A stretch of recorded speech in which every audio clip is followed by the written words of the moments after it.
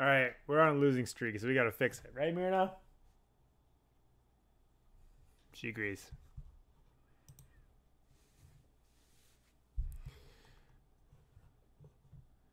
Many habitats, sort of. Lots of Africa or little Africa. Heck of birds. We're gonna keep some birds.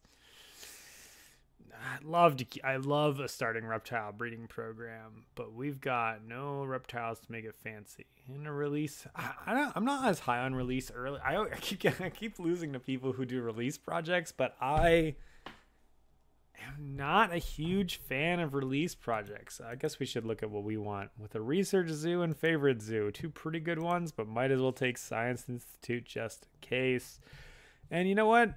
We hate all these cards. Like, we don't have an Australia. There's not an Australia that immediately comes to mind that I want to be releasing. Whereas there are reptiles that are African reptiles that I would snap off the track. What's my situation? I'm snapping way after this person is. Oh, this is ugly. I mean, like, we could jam out Science Institute really early, which is not great. This is a lot more likely that we're going to use this for a break or something. But we're not taking the rock python or the mandrill. A copy stable is like one of the worst sponsors ever. Greater Flamingo is amazing. Don't get me wrong. That in itself is a respectful start. Oh, we're playing Commercial Harbor. It's one of my favorites. Polar bear exhibit is funny on this map. I build like a, you kind of like want to open into here, but it doesn't quite make the fit just right. Like, it can zigzag this way but not this way. Expert on Europe is a little saucy here. It's not as exciting. Secretary bird's probably gonna get snapped off the board, both Africa and a bird. Trying to decide if I just start with like snap for $5. Sponsors cycling early. By cycling, I mean throwing it to the bottom and playing is generally good, but I don't really want to play a Science Institute here. There's a good chance this reptile breeding program just goes in the trash. I mean, I guess I can go with Australia and Gould's Monitor. No matter what, I guess I'm building a 3-1.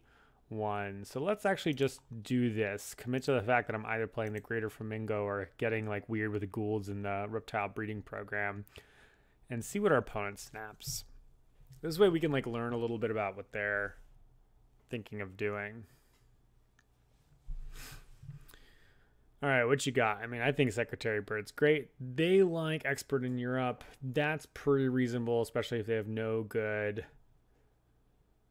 things in their hand. I could just break for 5 right now, see what my opponent does, put him on the clock. Let's do it. Let's be pretty aggressive here. I'm not looking at any Americas in play right now. Australia is the other option. Just kind of I could lean back. Yeah, we're going to take Australia because if I do take the Gould's Monitor, I can reptile breeding program him. If I don't take the Gould's Monitor, then Australia is a not common one. Which goes nicely for our habitat diversity situation. We're not full of a lot of respect for our cards right now. We're going to see this Expert in Europe come out.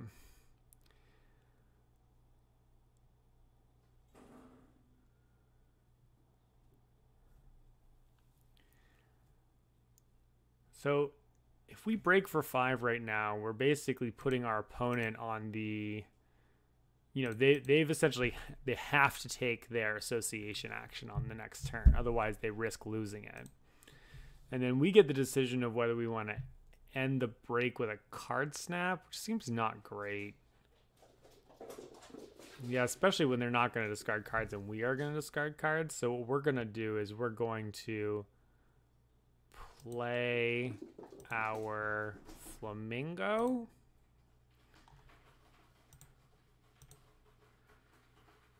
And I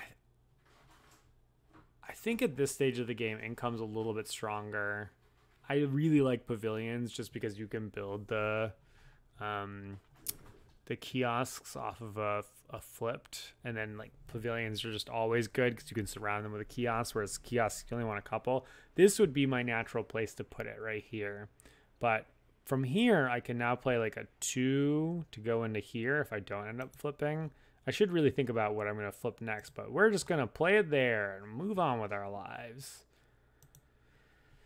Because I could play the 2 there right now, you know, which would allow me to actually make use of all these cards and start discarding stuff and all that fun stuff.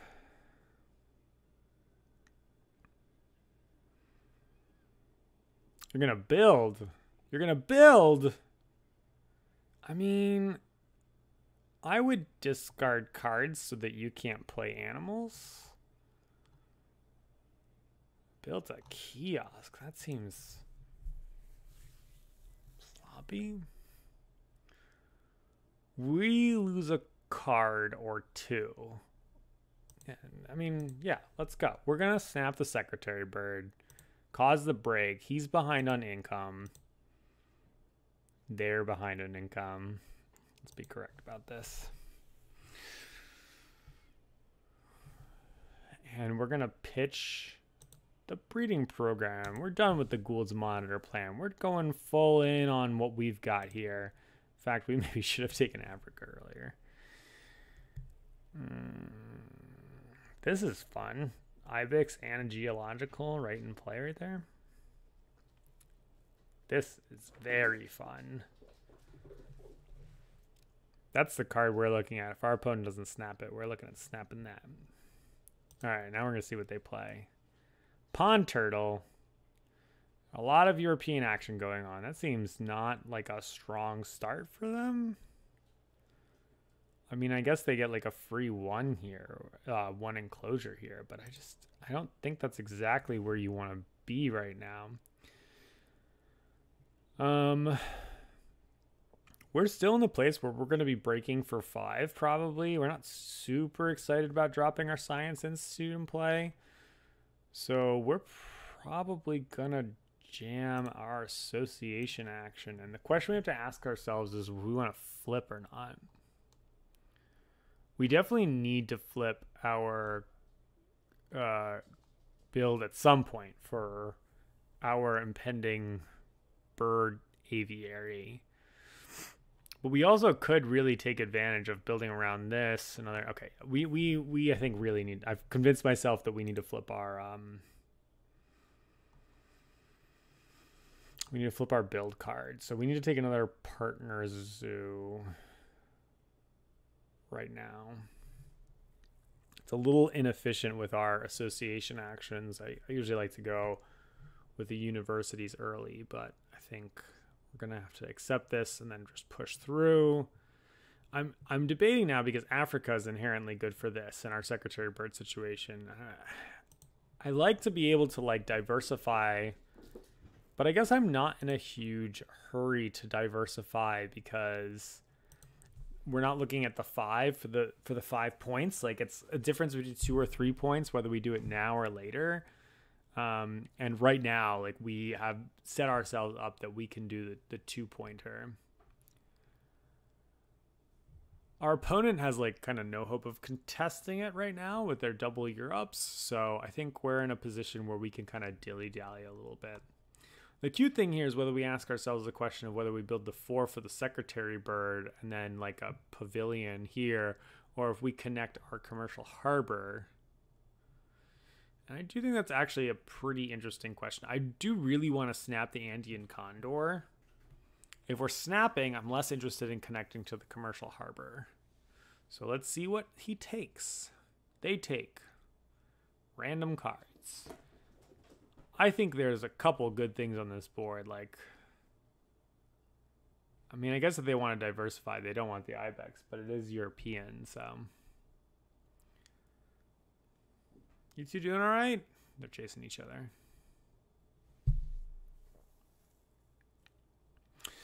All right, so we have learned that we're snapping the Ibex, and since we're snapping the Ibex, that means that we don't need to connect to our commercial harbor just yet. Because we're not going to have a cards problem. ostensibly we're going to play our secretary bird out. Oh, if we're going to play a secretary bird out, though, we need to have $11. So we actually are just not even going to play. We're not even going to play this. Oh, so we flipped build for no reason because we're bad. Oh no, we're going to get $5 when we, here I am talking myself down. We're going to get $5 when we take this.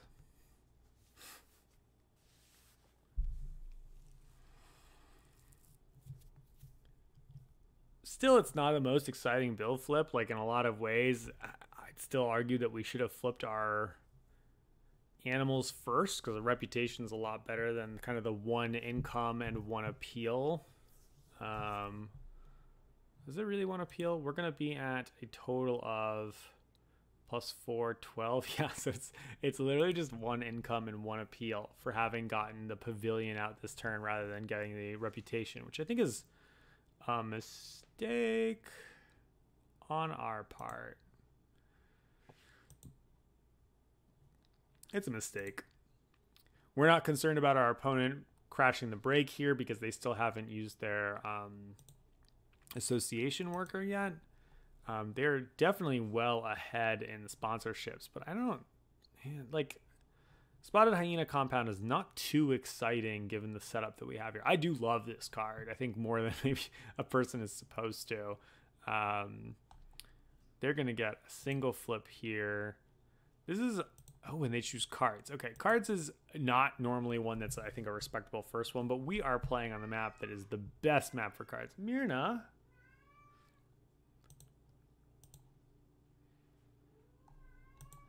I don't know if you can hear it in the background, but it is the witching hour, y'all. All right, Secretary Bird. This puts us at having an association next turn, which is pretty nice. I think this should have been an early snap from our opponent. That's probably an oversight on their part, but their loss is our gain. We're now able to play Snowy Owl. We're going to snap that Andean Condor. We're going to work way up to 4 or even 5 birds here.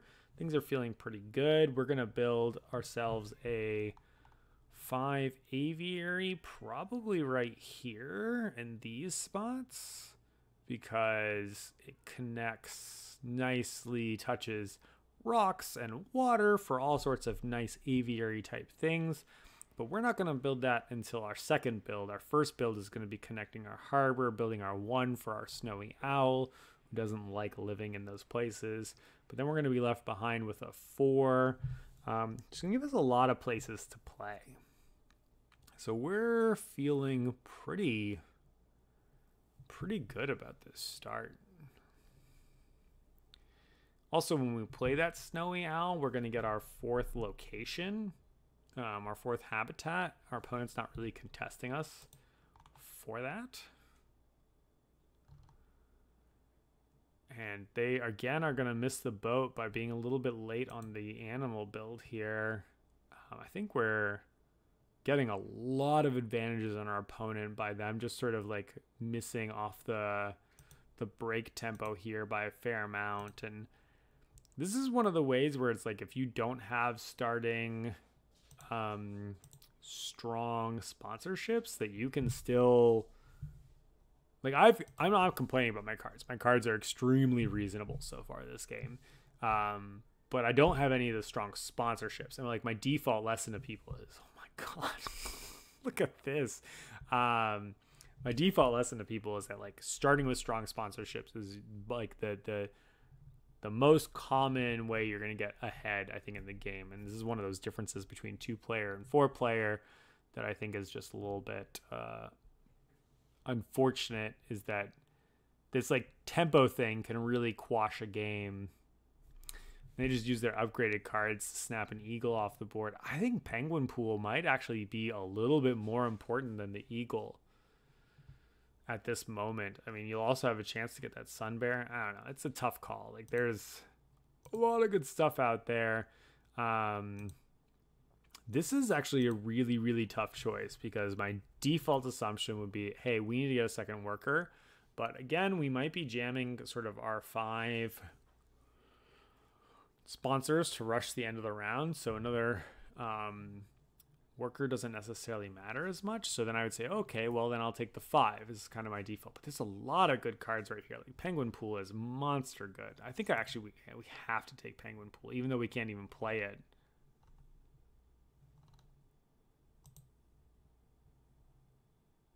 I just think it does a lot for us. What do we need to upgrade right now? We need to upgrade animals. Nope, we don't. I was going to say we need to upgrade animals to get our reputation, but Snowy Owl gives us a reputation. I am really tempted to go for a 3 upgrade game here and just gain an association worker right now. Yeah, I'm going to do that. I'm going to gain an association worker. We're going to snap Penguin Pool. We're going to wind up using our Snowy Owl to give us our third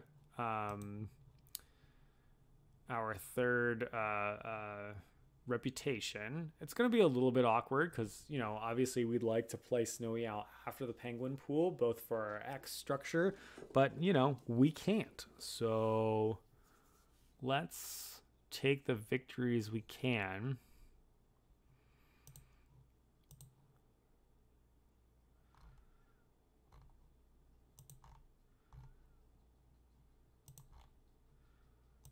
Let's build a 2. R1.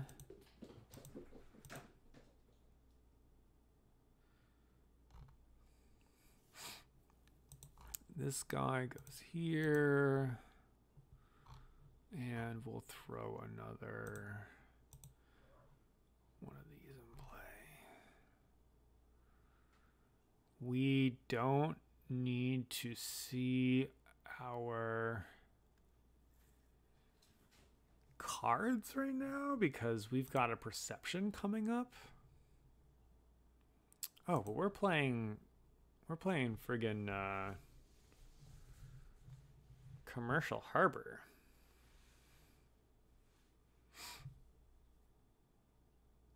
I think we just leave our cards as it is.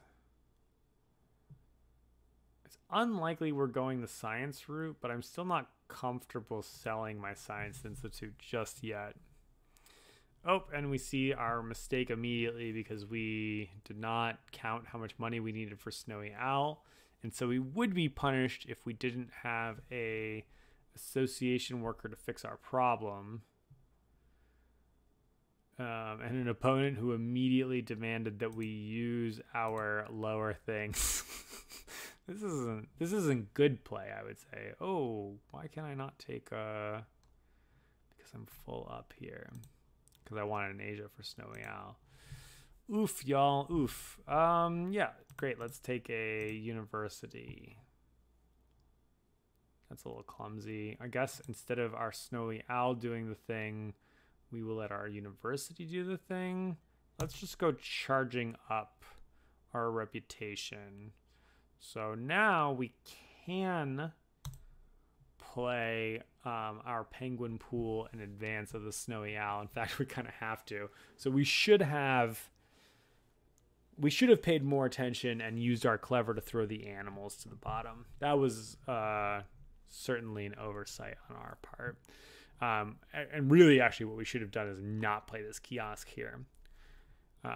We learned by not paying attention.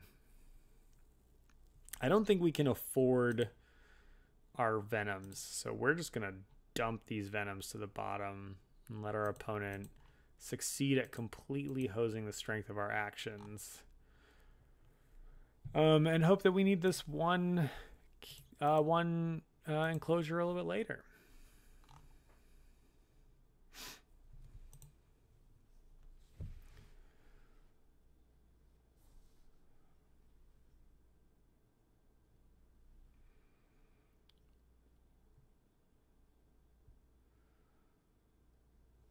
Yeah, sure. I guess we could sell cards for our Snowy Owl too. That's another thing we should consider. But I don't think we're in a huge... I mean, our opponent has money, which is certainly compelling.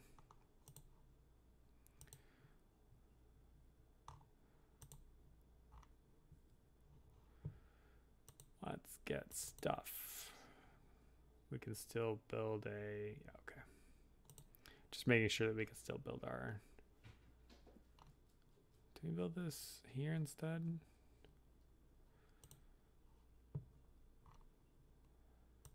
Like, instead of getting stuff, if we do this, it makes our, this is a little bit better for our build structure.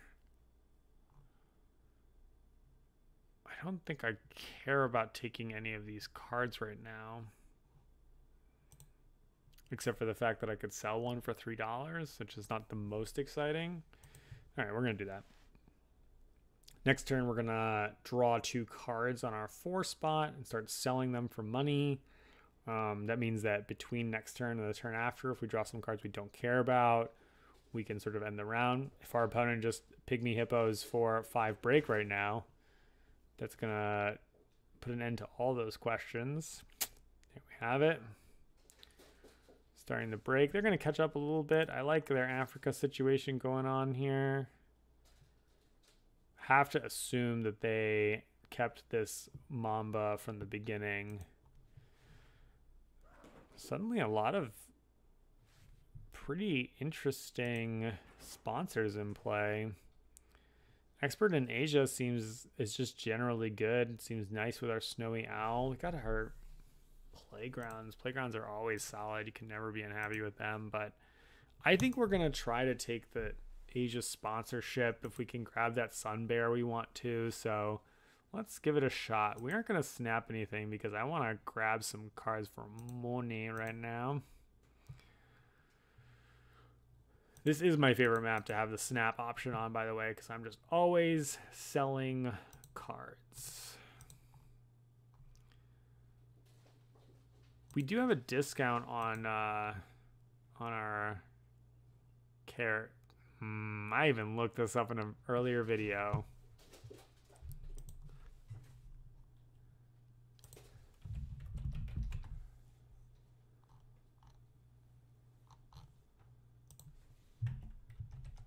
We're not going to get it wrong.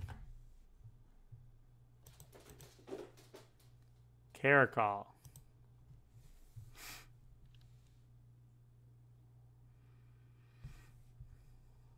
Did we miss anything? I don't think so. I think our opponent's being slow. What are you debating over here? You've got 1 worker. You're deciding to draw cards for...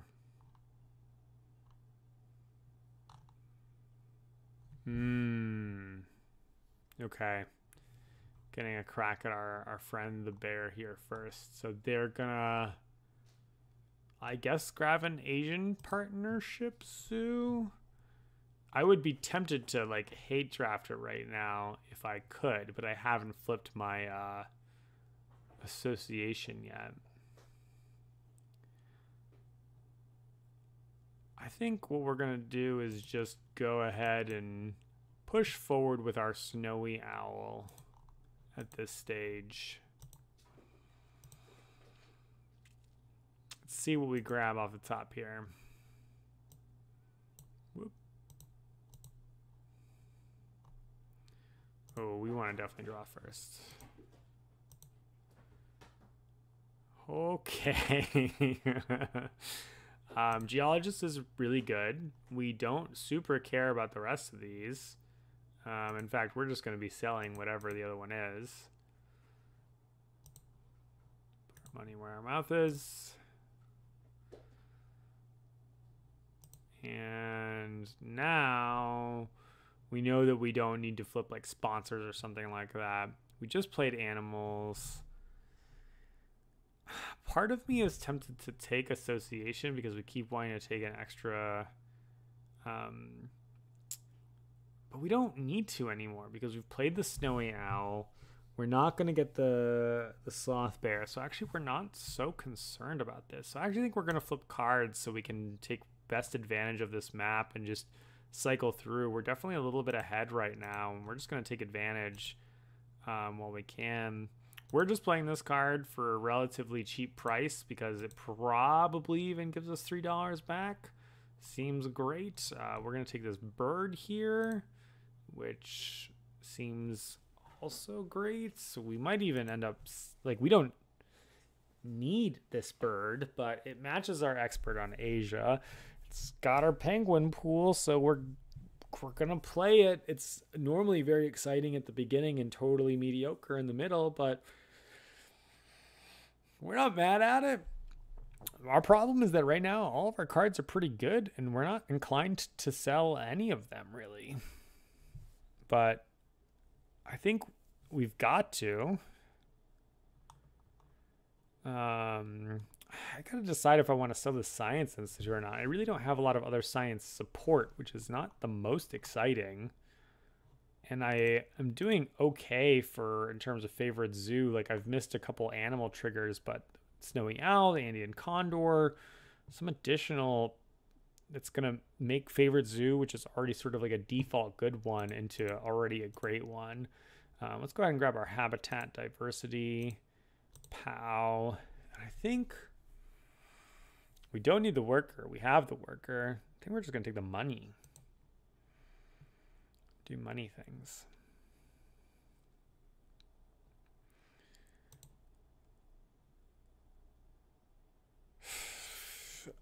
I don't love hand size on this map.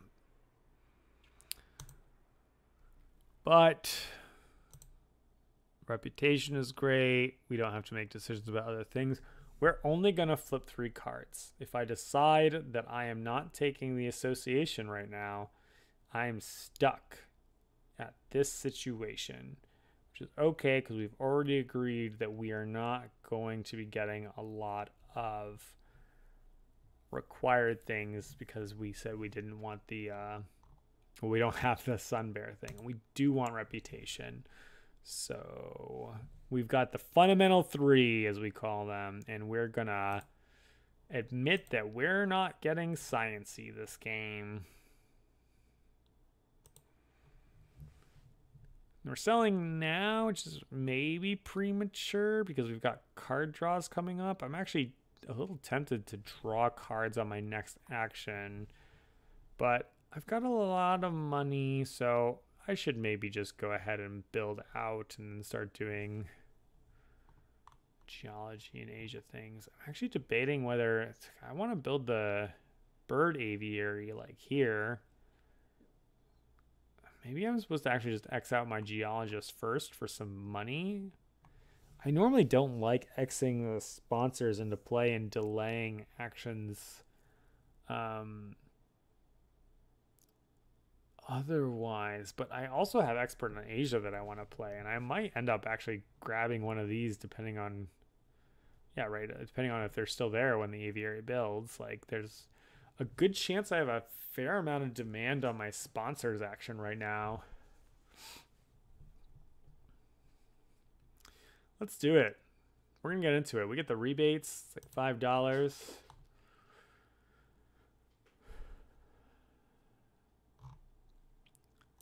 Scenorus, a gray vulture for our opponent. Okay. Building is also the action that I want to sort of avoid doing as much as possible, I guess. Yeah. I think I might take expert in large animals. The aviary is generally a good combo. I'm going to get the 2 points, so it's a discount on this guy, so I know I'm going to end up triggering it. So I'm inclined to take this expert in large animals.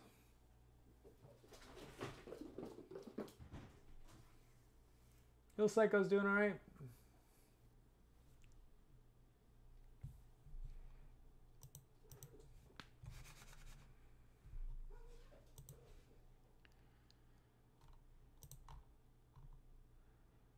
All right. I think this is where we want to go. Generally, this kind of middle avenue here fits. Is there another?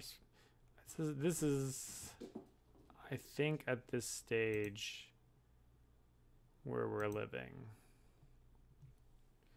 Is this better? Because we could build a 2-drop here and then kind of connect out this way. This leaves a 4. This leaves a 3. We're going to leave the space for the 4.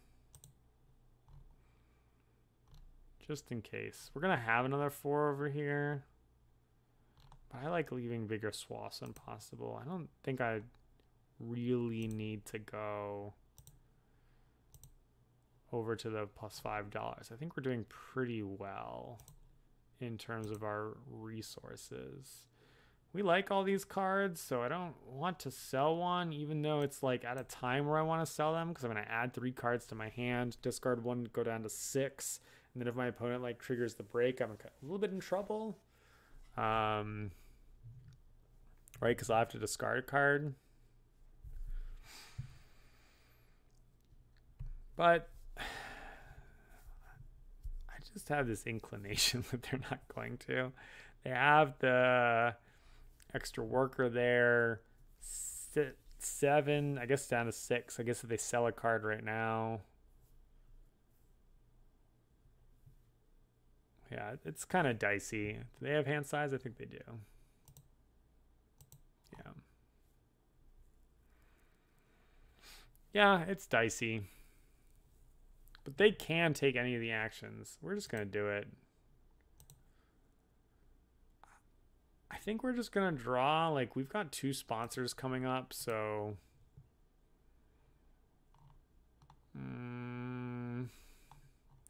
Well, we're never doing this. I don't think we're too concerned about this spurred tortoise. Sunbathing is especially awful on this map. I think in general, sunbathing is like... I like to mess around with sunbathing, and I like to play it earlier in the game. But it's not... You don't always find yourself with a flood of cards. It kind of depends on how things set up. In this map, you should never find yourself with excess cards. Like, the fact that I have 6 in hand right now is probably an indication that I've done something a smidge wrong, but I'm going to get away with it because my opponent has been kind to me.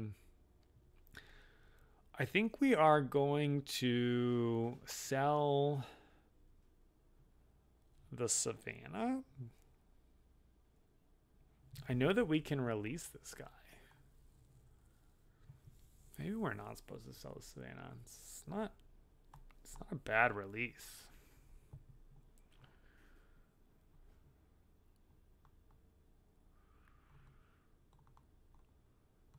But I kind of want to, I think there's a good chance our opponent's going to break now that they've like taken an action. Now they're kind of broke. I'm tempted to just take this right now. It's not like I'm going to take another level 5 action until the break occurs. Yeah, we're just going to do it. We're going to do this. Take this.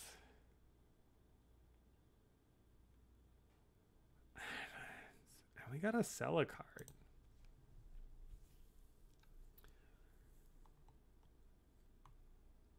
I think we got to acknowledge that Expert on Asia is only going to give us a couple points. I think we're just going to get out of the sponsors game here, even though I talked about having all these sponsors to play. I just don't want to get rid of any of these birds. I think maybe selling one of these birds is right. Like, normally I would sell the Barn Owl, but like this map is really good with Barn Owl. It basically rebates itself a bunch of money if you don't draw any cards that you care about. And our opponent just continues to give us some space to take actions. If I play Expert in Large Animals, I save $4. But I think I would rather get the 2 points because right now we're just going to play it as Andy and Condor. Oh, or we could play our Barn Owl. No, I think we want to make sure we get them 2 points. Let's do this.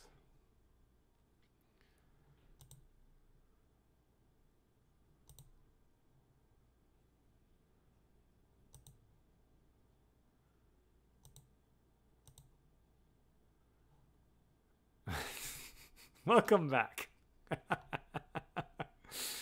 I don't think we really care about breeding co-op. We're good. Hibix is normally a card I like, but I guess I could just keep it now because we're down to 5 cards, that thanks to the movie magic of our actions. Sure. We said you weren't good enough before, but you made the cut now. Welcome back.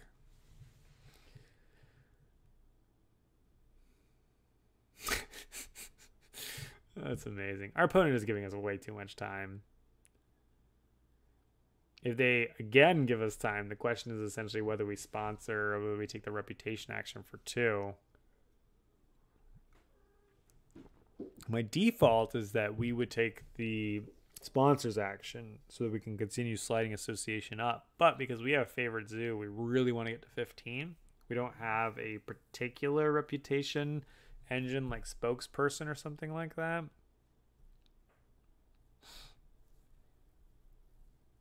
I think our opponent is just I can't. We're really far ahead right now. We're up by 20 points. We have better income than our opponent. We have a card snap. They have nothing. No particularly impressive sponsors. We just have everything more in play than they do. And I think we're just going to keep taking birds because of penguin pool. Bart Owl Hut's like a tempting little combo. Actually, do I take it because it's just more card draw every time and I could just keep selling stuff forever? Even though I don't need even though I really need sponsors actions. Yep, we're going to. We're just going to go crazy on Bart Owl Hut card draw stuff shenanigans. All right, let's commit. Seems fun. So we're giving up on our 4 slot down here. Yes. Perception me. I'll take this guy. And then immediately sell him. He's a fine card, but we're not going to work towards getting our other America. We like our other cards. This is the more interesting decision. I think this goes here so we can get towards our $5. We don't care that much, but I think we just have so many birds that we're playing that that's going to kind of be the priority right now. Ooh. If I play it here, here. No, that doesn't make a 3. I was looking at a 3 for our P-foul. Can we do like a 3 and a 5 on our map? We cannot. I always like leaving space for a 5 enclosure in case I draw like, you know, an elephant or something like that. But that's okay. I think we're going to basically say we're not an elephant game. We're just playing animals out. Did they use an X? Yeah, they did. Okay, good. They should. This is a map especially where you should be using an X if you're doing an upgraded cards action on 4. It's an extra $3. Granted, an X is not really worth $3, but $3 and the option of seeing more stuff, that might be worth it. We're gonna build something for our P-foul here, which I guess is gonna go over there. We're gonna double up our association action. Heck yeah, Savannah and birds. Okay, let's go crazy.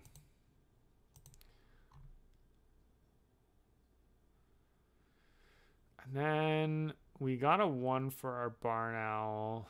We could build a 2 for the upcoming greater Rhea that we want to have. Or we can do sort of the kiosk pavilion thing. Let's do... I think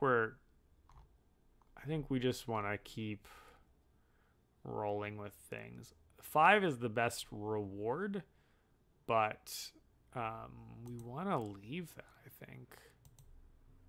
Because we want to leave a 3 space here just in case. Let's do it. Just in case we want another spot for a 3-er.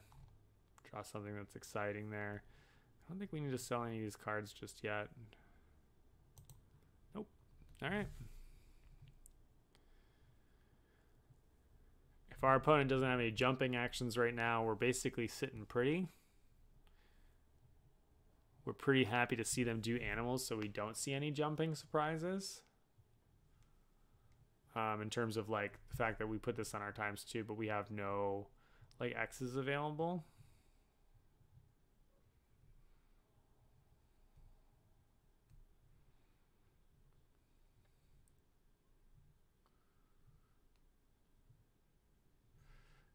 Scavenging. Marabou is much better on this setup than most. We're trying to get to, if you're our opponent, you're trying to get to 5 Africa, and they're awful close.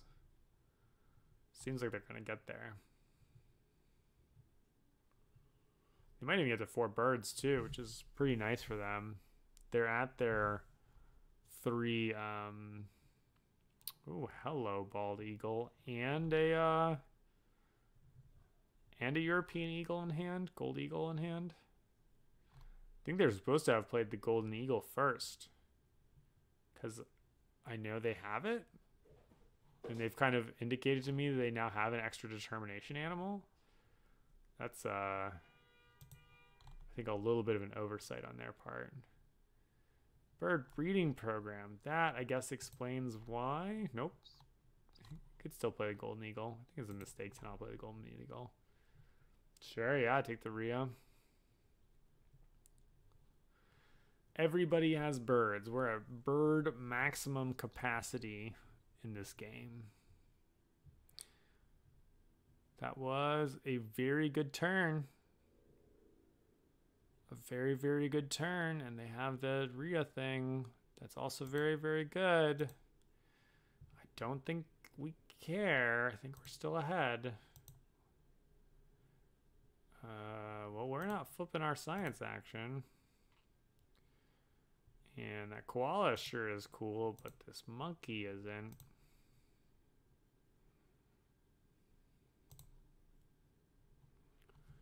Monkey's fine.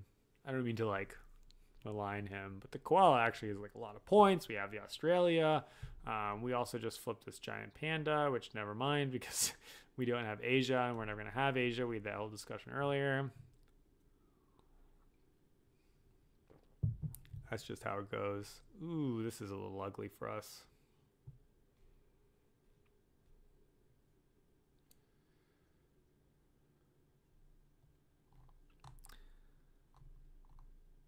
Huh.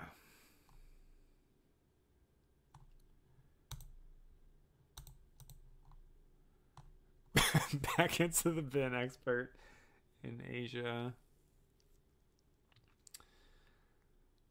I think we lose Savannah because with bird breeding program in play, we have 2 things that we can take.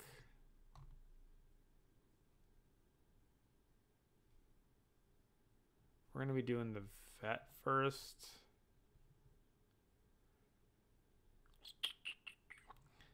Yeah, I think the koala we still want. I think we want both those sponsors too. Yeah, that was definitely an oversight on our part. I mean, at the same time, it wasn't really anything we could do about it. I don't think we wanted to take the action earlier, but yeah, we definitely, our opponent definitely stuffed us on that action. Good for them. We're just taking this.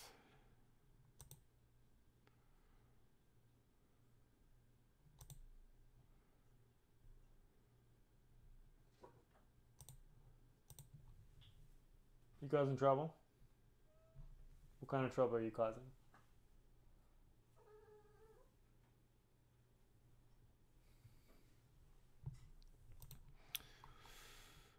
Birds, birds, birds before they eagle out of birds. $12? Our next build is 3, 4, 5. Man, actually taking this means that we might complete our map. And we don't need $12. We do need 3 X's. But I don't think the game is going to end for our opponent unless they trigger the break again. I mean, this is a map. It's tough to say no to $9. We'd like all of our actions. We want to do everything. We're going to say $9. Right, because every card is worth $3. Ooh, that donkey can go straight into the bin. Before we even draw the other ones, that's just how much we disrespect the donkey. The 3-year is not going to fit on our map. More sponsors. Look at all this. Look at that rhino we can't even play. Yes. All right. We are...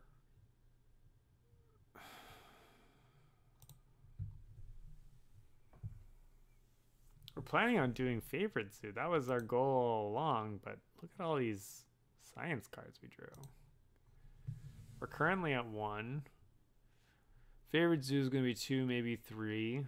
Research zoo is going to be 2, maybe 3. I guess actually that. Yeah. Weird. Very weird. Not excited about any of those cards to draw, so we're just going to throw this in the corner. All right. I think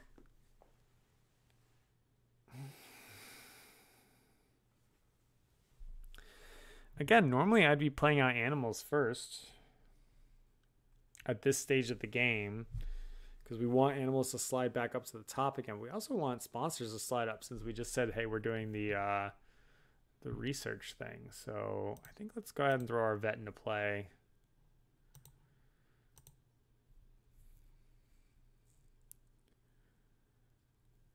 Because we can always do animals without the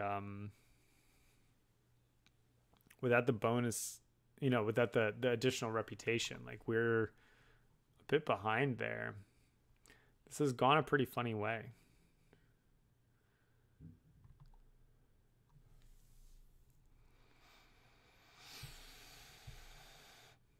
That's a wild bird. Yeah, wow. Ostrich. All right. Great. You have lots of birds too. Everyone has birds.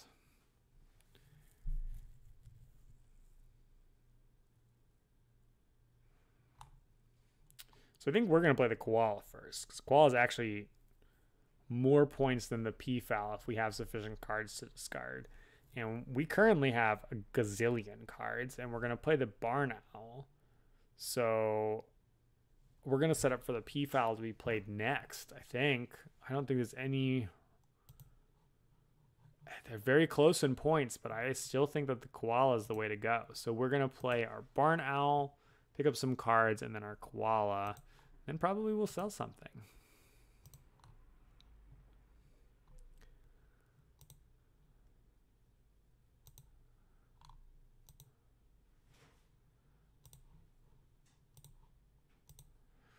Hello, Mr. Viga.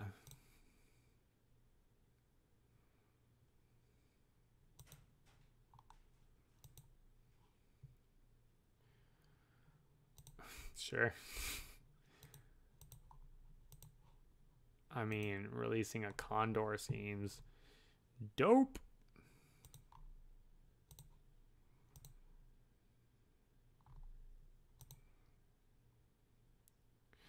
We care a lot more about points than anything else. None of these cards are really that playable for us, so... Well, hello.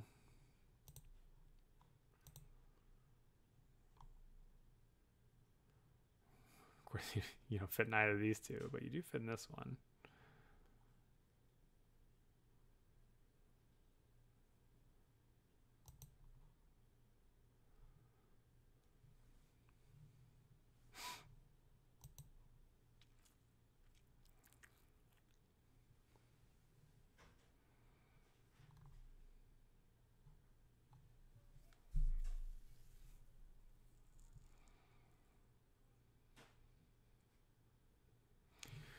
So the thing I'm debating right now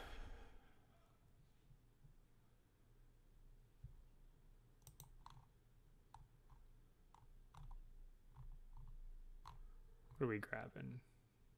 Probably birds, right? Or are we doing the Africa thing? No, it's the Africa time. Sure. Getting some money. Very good play. We like that. It's respectable.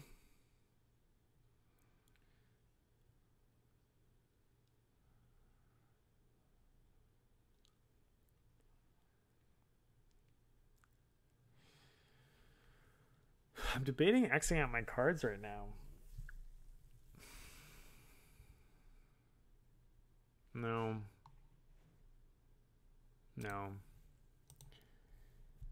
We're just going to keep on the cards. We're going to set up our Indian P-foul to get played.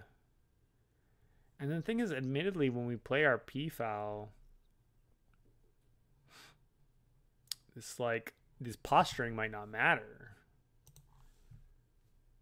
But it's actually possible that this game is going to end before we even go to break.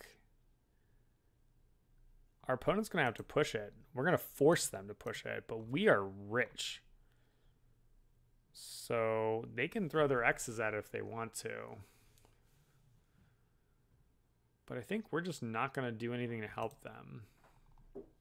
We don't need this flamingo, even though in theory it can go here. Like, it's not going to be the card we end up playing. Like, we can play the shoe bill instead. And we got very limited actions left. I guess actually really I should be selling one of these sponsors. Probably the expert in large animals. Like, we're not going to have time. We're going to X in our association. We need it to go as high as possible, as quickly as possible.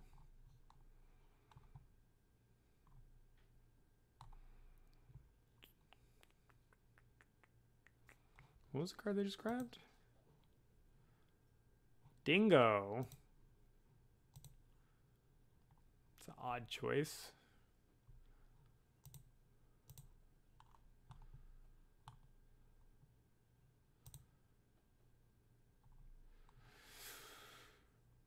Who can you release? You got a couple options. If I release the big boy, you can release the Rhea. But you're going to be taking the birds action anyway. I'm just debating whether I take bird breeding program or if I throw out my national park. It's not like it actually gives me any space back in my park. Oh, that's funny. We have our aviary in the same spot. You know, we've got plenty of spots in our aviary, but this is worth 8 points versus, 6 for this, or I think I actually might take this.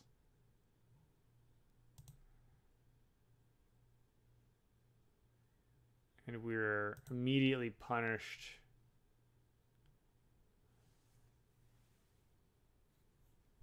for not having taken our reputation zoo, which is always easier. In fact, just to be stubborn, we should take points. I don't think we'll need the money. We're probably going to do another association before the end. Well, maybe not. We're at 73. 7, 10. So 7 for the P foul. 10, 13 for the shoe bill. 20 for filling the park. Plus 2 is 22. We should have Yosemite. We're striving for the end here. What a fool we are. Yeah, we're just striving for the end.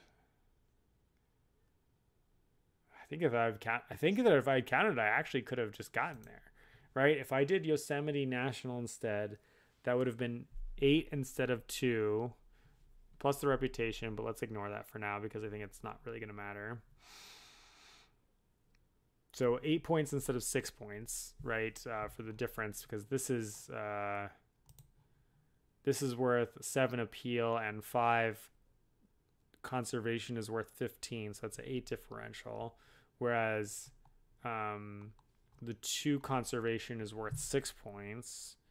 So we missed out on 2 points there. And here we're going to get 10, 13, 16 for this, which is why I say we don't really need to care about this. 10, 13, 16. Plus a 9 for finishing the park, 2 pavilions. 16 and 9 is 25. We're crossing the finish line. And we're going to have missed it by 2 points because we're dummy. Should I throw out a quarantine lab first? My opponent's not going to cause the break right now. Actually, there's 0 chance they're going to cause the break right now. But I want to force him to take only one more action. Yeah, we're gonna end the game. Yeah, we missed putting a few more points into play because I didn't realize how close I was. I was cocky, but not cocky enough, apparently.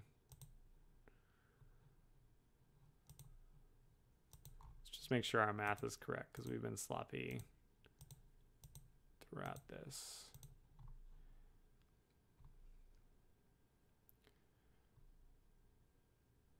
Oh, yeah, we're definitely there. Okay. Ooh, native seabirds.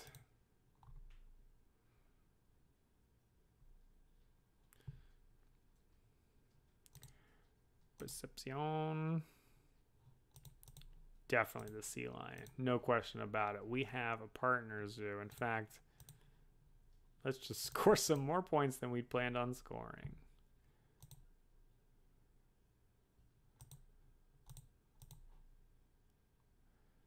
And they love eating seabirds.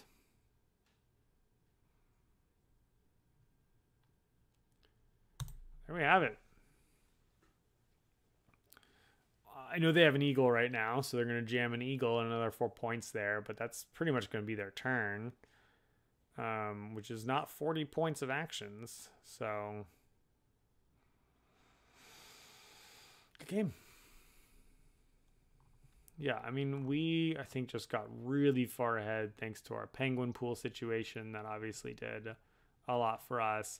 Starting with the greater flamingo is a nice start. I think our opponent definitely made a mistake by leaving the secretary bird on board. They had the first chance to grab it, and it just synergized so well with these objectives.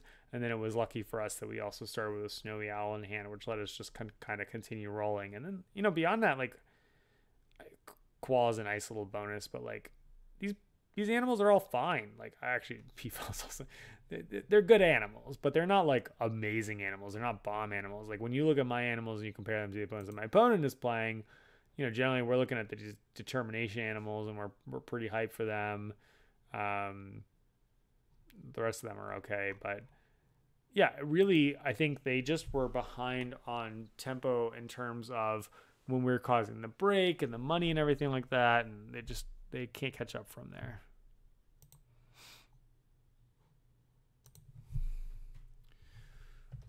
GG indeed. I see. Our opponent's a rookie. All right. That put us up.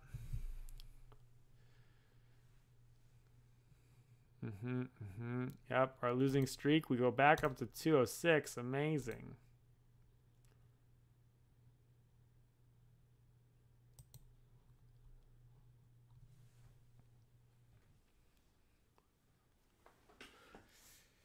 Let's try again.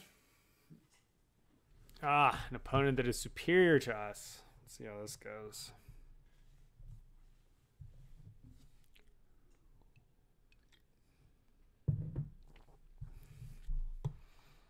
I mean,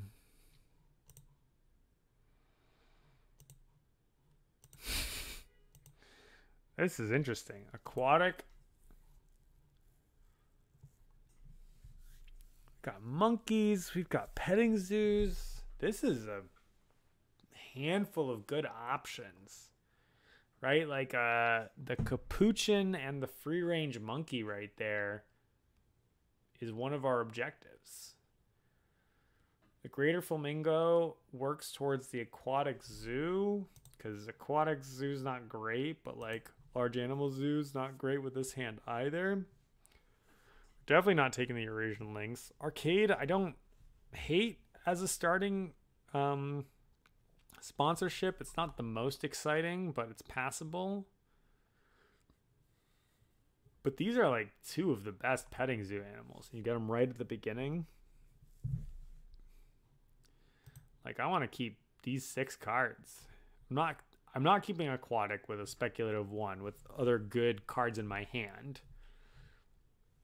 And my inclination is that the capuchin requires us to do something. And I don't like being forced into doing something.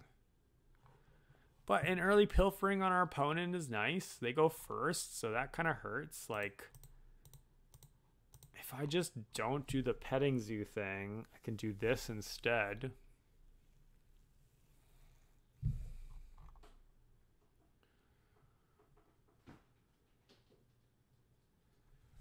If I do this instead, what am I doing?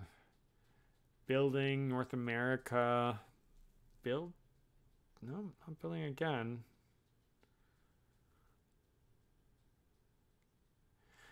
Like, this is the path that gets me towards this. And the free range monkeys is frankly best on this map. You know, I could build like a capuchin 2 enclosure like right here. Leaving 4 open for an early start, which is like not bad at all. In fact, what if I just say I'm doing the capuchin? Maybe this is more fun.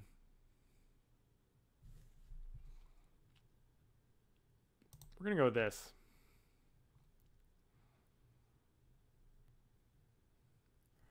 And the board flop is pretty unexciting except for that Tarsier, which is pretty exciting. Just an X. You're playing some kind of 6 thing. Like a cable car. Like a cable car. I think I'm gonna play this tour here. We're gonna set up for this incoming free range monkeys.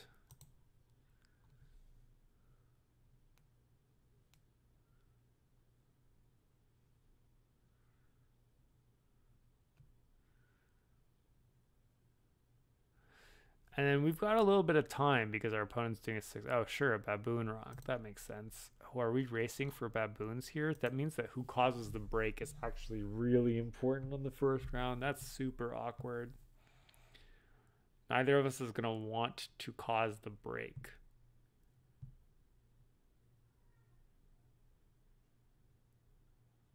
So the 5th card's action is bad. Oh, that's so awkward. Okay. I think we're going to be a while then. So I'm going to draw cards now. Yeah, got some random garbage, which we'll throw towards the wallaby. These guys are 18. Yeah, okay. Oh, no.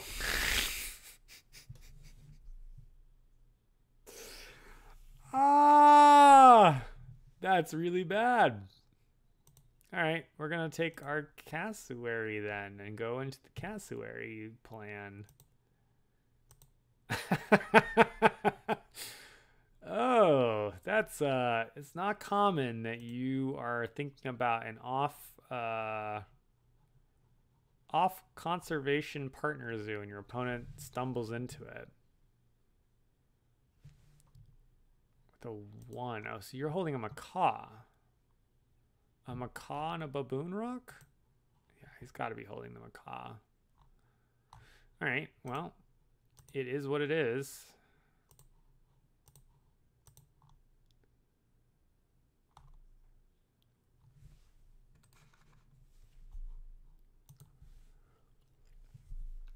Take our 4 free points in our primate. I think they're going to draw off the top. They haven't really indicated they want anything. I mean, I guess the Tarsier is very good, but they're not going to be playing it for a minute. I think I want to discard the Mamba, so this, yeah.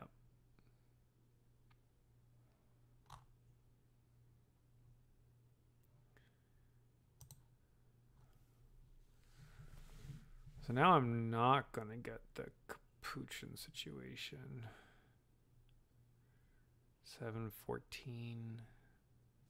Trying to figure out if I can do like the wallaby and the cassowary.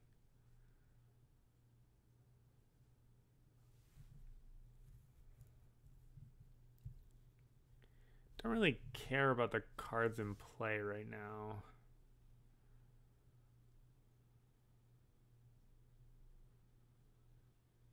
I guess an argument could be made that I was supposed to, you know, build towards that cassowary, kind of stay on target here. But I have a lot of cards. I'm going to be drawing more cards. So my inclination was actually that I was supposed to sort of the wallaby with the pouch, the discounted, you know, horse. Like these are a lot cheaper to play, which I think is beneficial to me.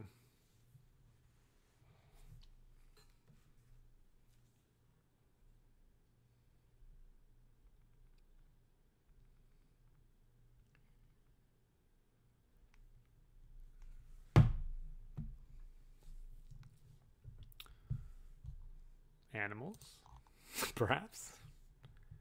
Maybe you don't have a macaw.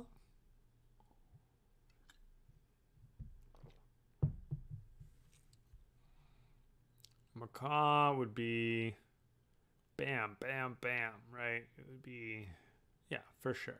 Kiosk, pavilion, pavilion. I guess unless you really want another reputation, but he can't get over there. So, yeah, no, what I said is correct.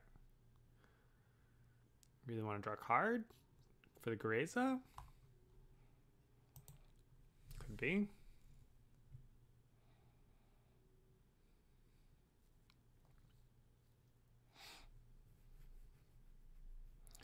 All right, what's the holdup? Disconnected? All right, here we go. Macaw.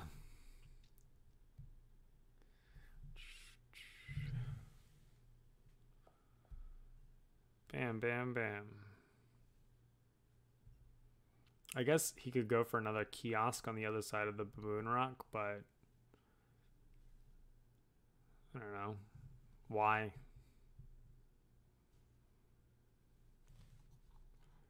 Seems correct. Seems good. If only I could pilfer this guy right now.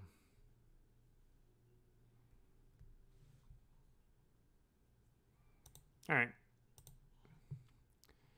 Let's play out our aminals.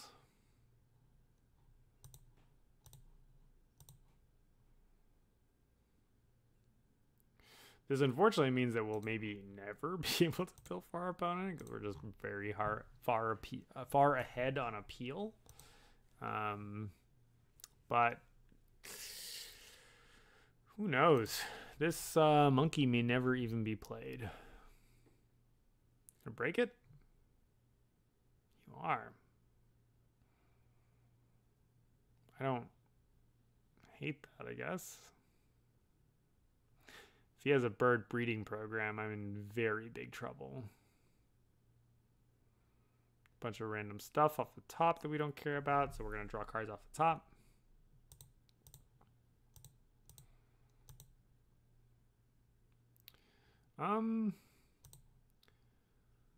We're going to actually draw cards off the top after we set up our capuchin situation.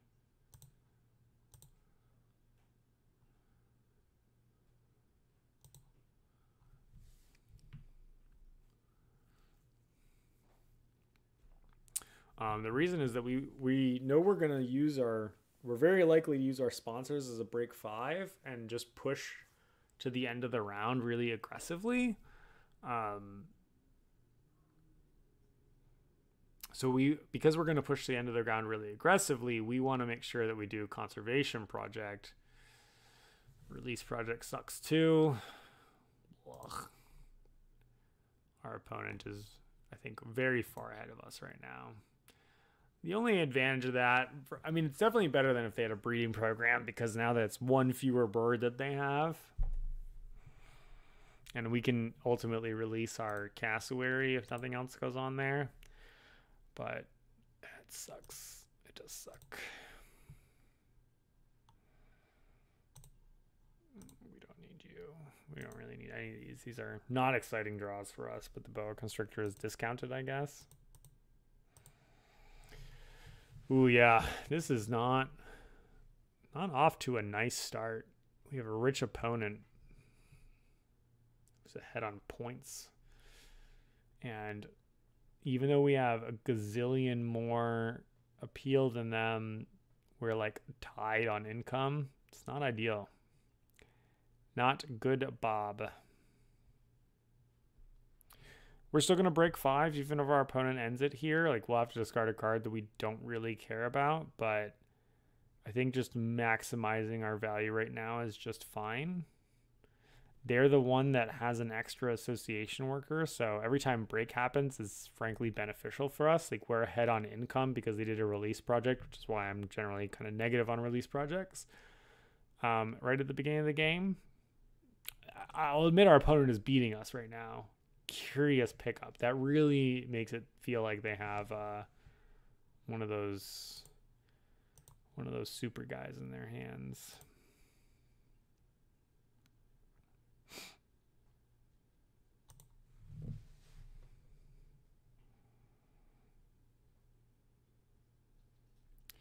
Yeah, I think we're okay either way. Like, if our opponent decides that they want to... Oh, I see. Yeah. They'll, like, rush it out, and then they can cause the break. That's fine. I think we're okay with this. They could arguably X out their cards, actually. Here... We need to play a 3-er. I don't think we need... Yeah, we're going to maximize the value of our kiosk.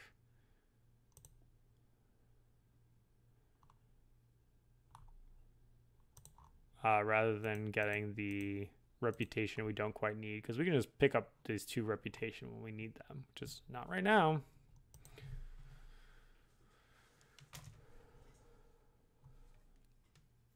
So we're just kind of maximizing our income here. Okay, interesting. So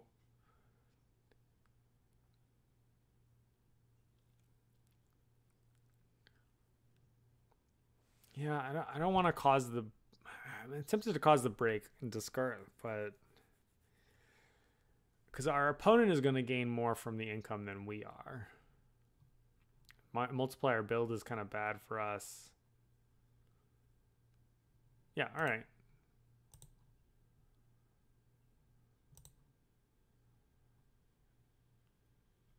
This is a smidge awkward, but I do think this is worse for our opponent.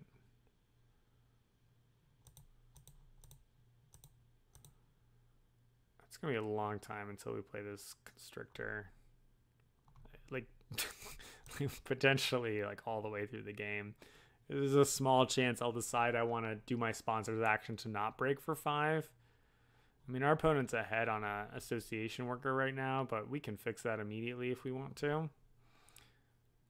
This way, like, we know we can use our Northern Cassowaries build multiplier. Got a little bit more money than our opponent. Yeah. They're ahead, so we need to make the game tension like a little bit awkward.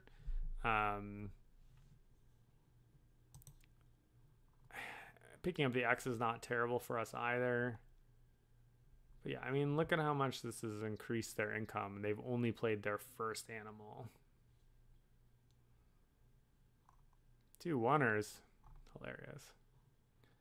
So they went up to 19 from like 14, was it? Maybe it's not as significant as I thought it was, but I also kind of was hoping that they do something a little bit more bombastic so I could pill for them, but I think we're just going to play this.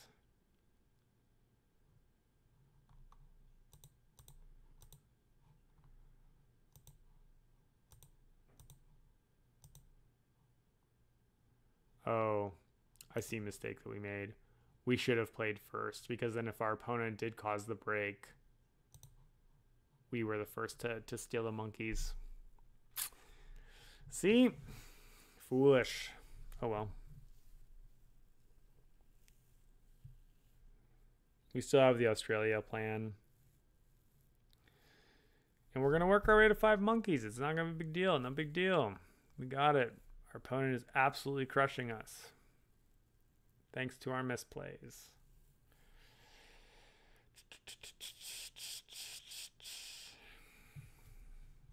Our opponent's crazy far ahead on association workers. I'm like really tempted to just take money and press our advantage there.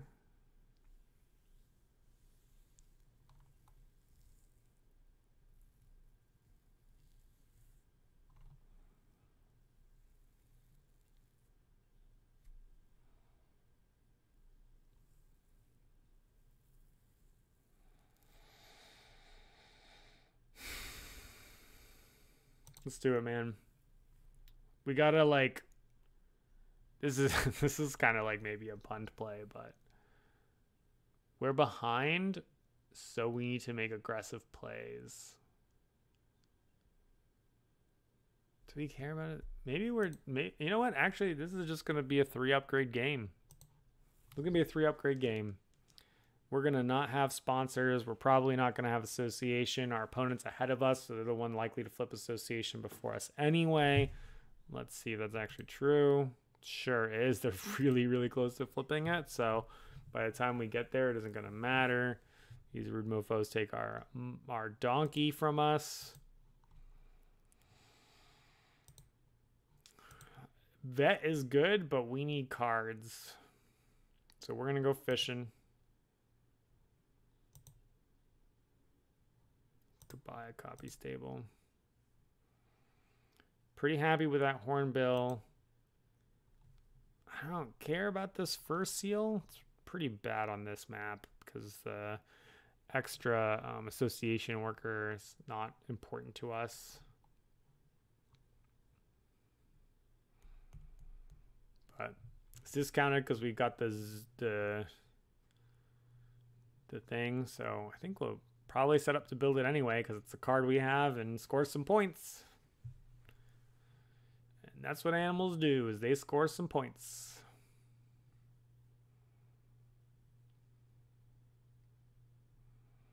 So we need a 2 and a 5, and then the rest is just frosting. The 5 needs to connect water and rocks, so it's going to go right here. Little kiosk right here situation, although we don't have the hand size, so not yet. Kiosk here instead.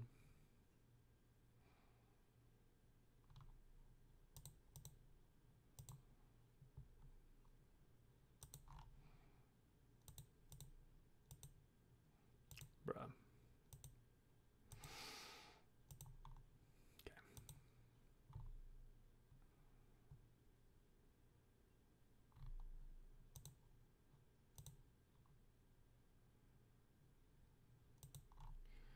Done our responsibility. Now we're doing the basic build.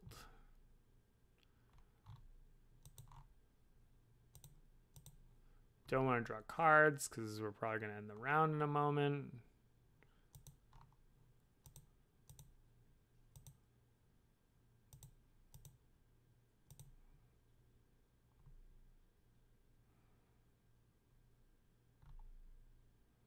Do I care about the extra reputation?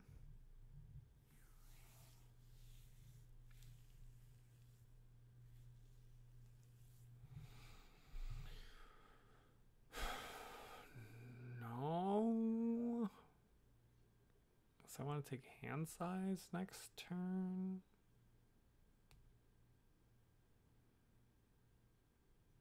I kind of do want to take hand size, actually.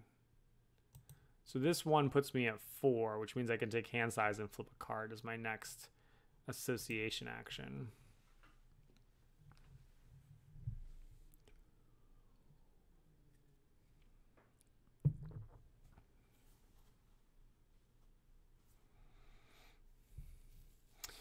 Yeah, see, the only thing we really have going for us is that our opponent is behind on tempo this game.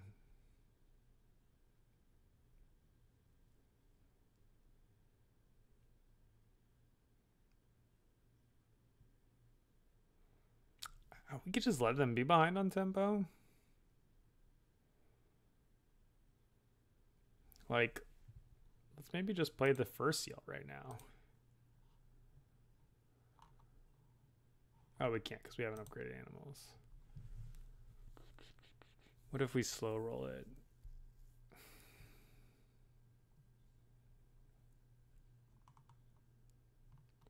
Grab this. So our opponent caused the break? I don't think we care if they do. Alright, I think we just needed to pressure them that we were going to cause the break. But we can just do this, get a couple extra income dollars. Because they're not going to do anything more impressive right now with their income than we are. And they've had to like use their X's to jump out of order and everything. And it's lake map, so in theory we want to do all 3 universities anyway.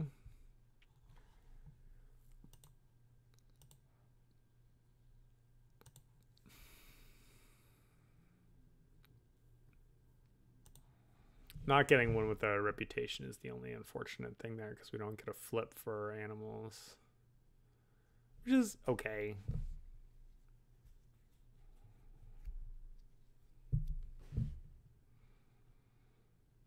If our opponent draws cards, I think we're just going to cause the break here. Yeah, so the question is essentially whether we just take $2 or if we draw 2 cards and discard out something crappy we draw.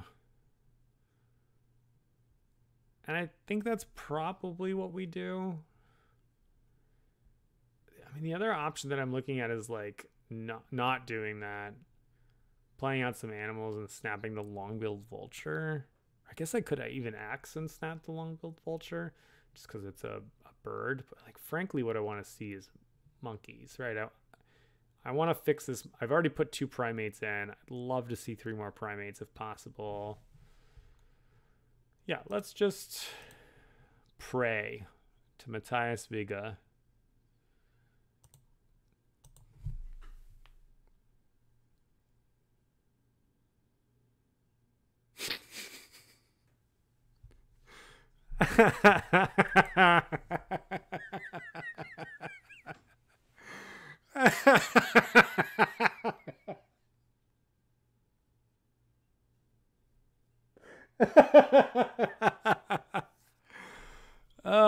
Skill game.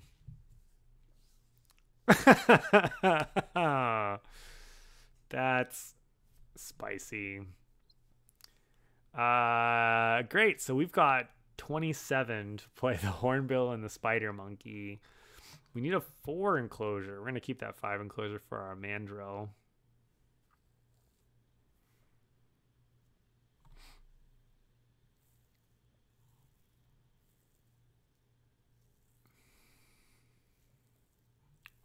Just snap? Is that what's going on? Snapping. Snapping. Oh, and science lab. That's the other part of it. What'd you take?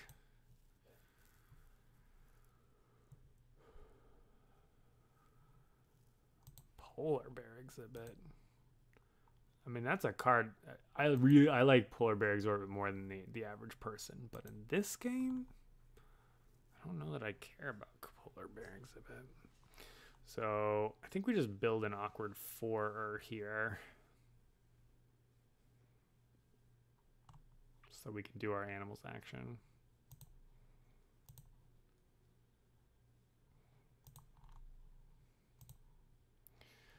Yeah, I think I do want to play a kiosk there. Am I going to be building a... This allows me to build an aviary. Not that I have any aviary support right now, but I want to.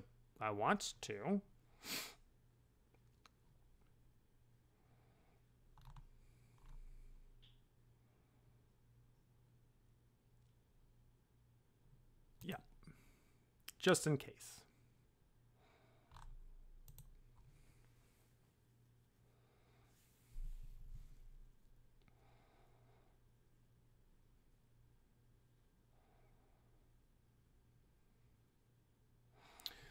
So we're doing spider monkey horn. Oh, you did build a. That's fun. Do you have another? Because building it for just one seems like a mistake.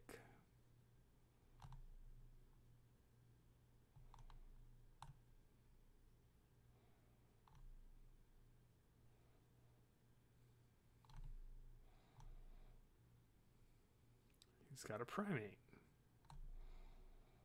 Pushing the brake a little bit. I think that advantages me still because I'm ahead on income. And I'm gonna spend most of it because this is 27 right now.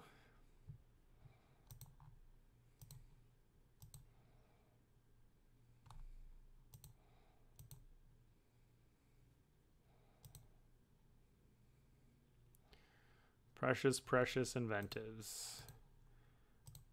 I don't think we want this build to go up to 5, but I also don't think we want to throw it down to 1. Like, we're probably going to want to build before our next animals action. I mean, I'd really love to toss sponsors down to 0 right now, but that's not in the cards. Yeah, we don't want to be shortchanging our association action. Our next action is the association action. And after that, it's maybe drawing cards.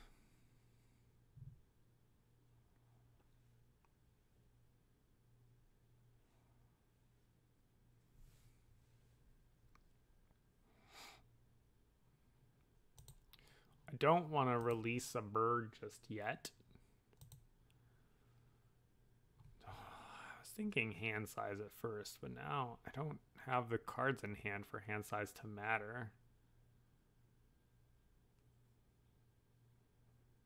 Granted, I don't necessarily need the extra reputation either, so I shouldn't get weird with it.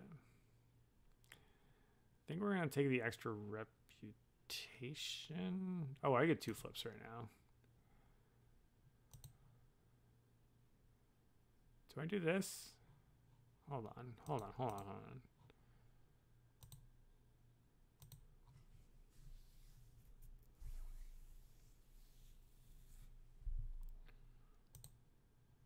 Our opponent didn't flip association. So maybe we're supposed to take some cheap points here. Originally the plan was not to take association because 3 flips, I often don't flip association. Maybe I don't need to flip animals. Like this, I'm just behind on reputation. I don't have other systems for getting reputation. Just draw some cards. Let's do it. We're going to do a no animals game. It's been a minute since I've done no animals. We just hope we don't draw any really good ones. 7, 8. That's 2 sponsors. Sure. See ourselves a polar bear exhibit. He goes like that. Yeah, okay. And then water playground.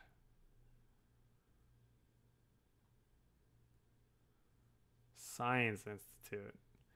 All right, well, I have to imagine that he's holding Research Zoo. Otherwise, there's no reason to play Science Institute at this stage. Do I want the break to occur right now? Is that good for me? Yeah, I think it is. This has got to go to the bottom. I make more money than you.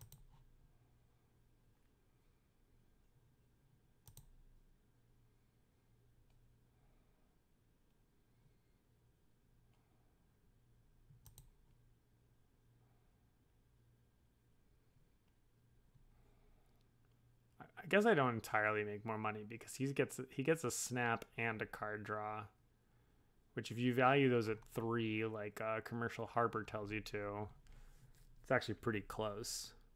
But an African release with no African cards.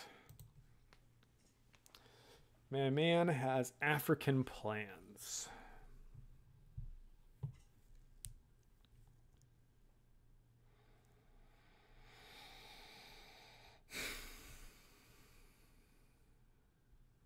So I could just draw cards right now and set up for like an Animals 2 situation.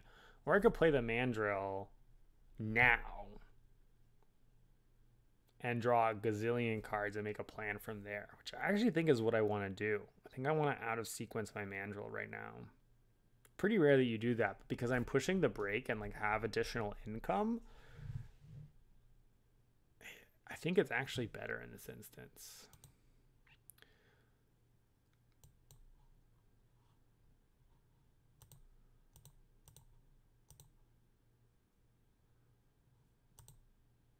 Because then we can decide from there, like, what do we do with our other things? Oh, that is one thing I did not think about with this. I'd like to have a sponsors in hand so that I can drop the 3 location right here and play sponsors out. All right, we'll play it normal. Hope to draw sponsors off the top.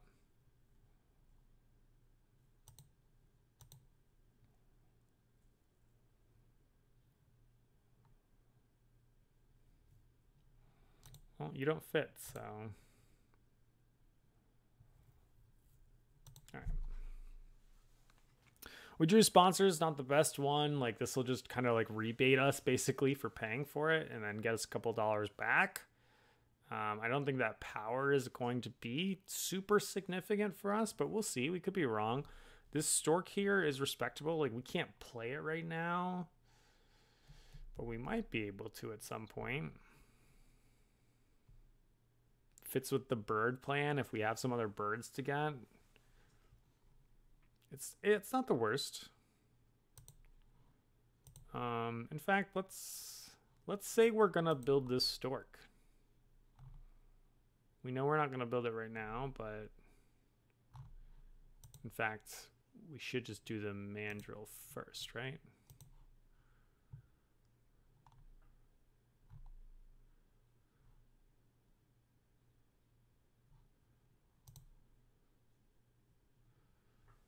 We want to play that adder here, the common wall lizard. Oh, we're not upgraded animals. I'm so used to upgraded animals.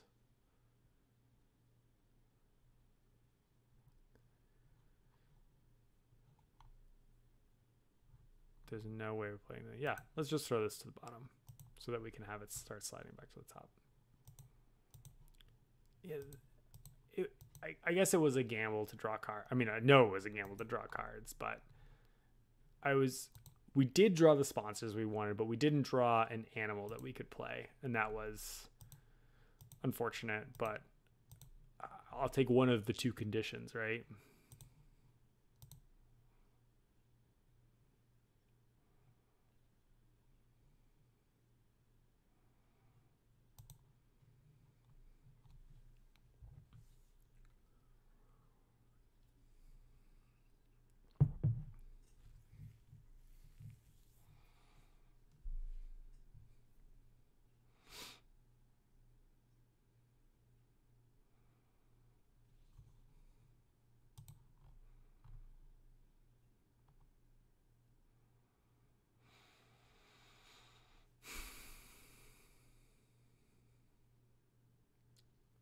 Scavenging.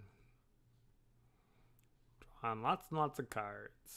This person has piles and piles of cards. Every primate's plus 2 points, right? Like, I get it.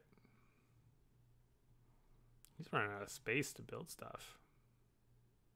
There's a lot of pavilions over here. A lot of macabre-based pavilions over here. This is a close game.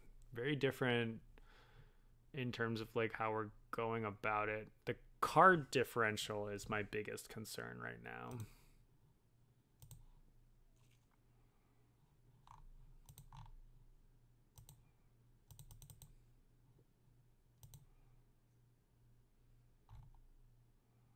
Oh, no, we only got space for one.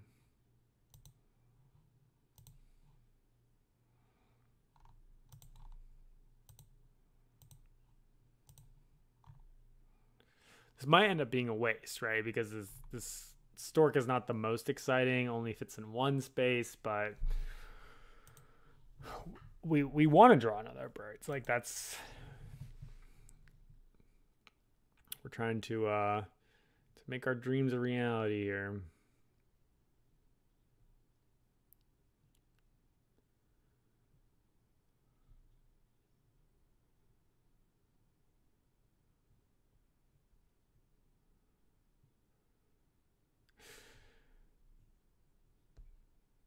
I think I'm going to use X's to pick up the European partner zoo so I can play this stork. It's kind of the plan all along.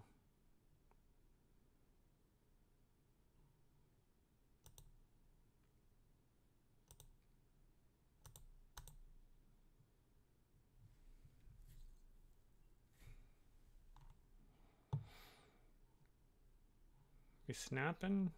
1, 2, 3, 4, 5, 6, 7, 8, 9, 10. None of them have good structure about them. We're snapping.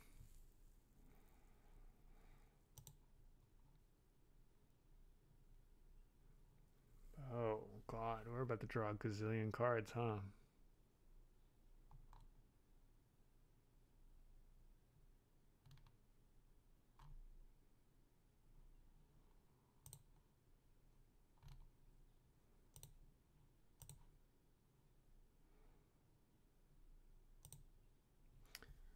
Feels less good to take the snap thing after we're going to draw a gazillion cards.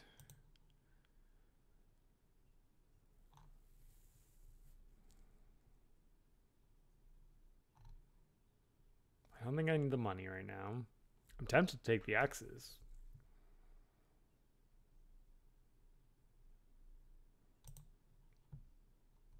I think there's stuff I want to do. All right. Let's draw some randoms.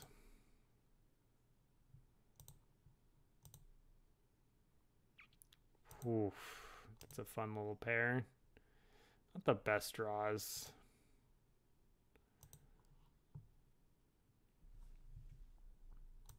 I can't do aquatic zoo. I have 0.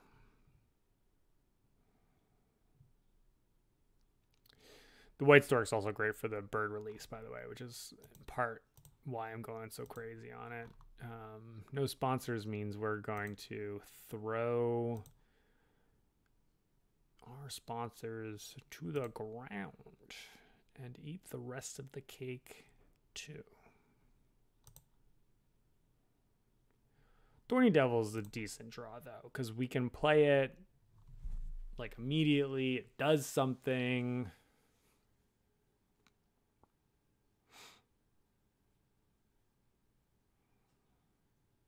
I think we're going to double crack our cards draw just to dig deep into the deck, see what there is. Right, we're fishing for a bird, ideally. By bird, I mean like a bird, like an eagle. Yeah, that guy's cool right now. Pays him back.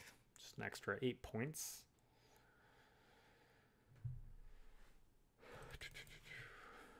I really respect our opponent taking this action on 3. A lot of people don't take animals on 3 because they want the reputation bonus, but I think he realizes that tempo is a big problem for him, and if we come to the break soon, which is entirely viable, he's going to have that money problem fixed for him. So, oh, interesting. A wall lizard off the top. Seems pretty weak, frankly.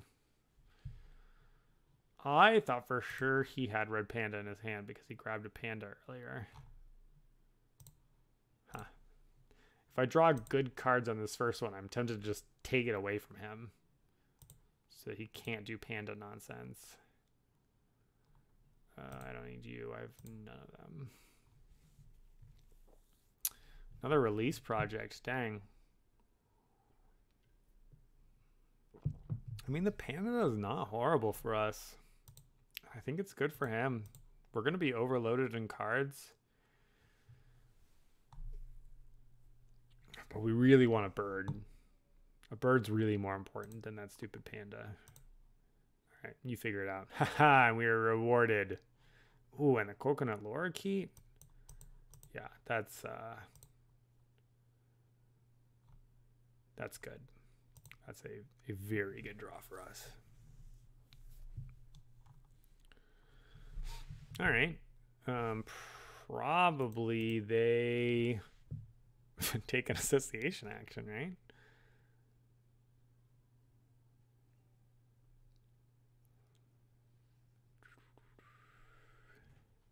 So I think we are going to take animals, followed by an association action to take the last university.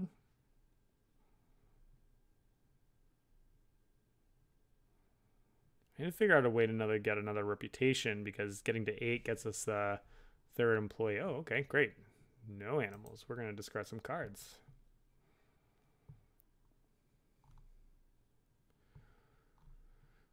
Don't need the Quati. We do want the... I think we need to get rid of this whole set of nonsense.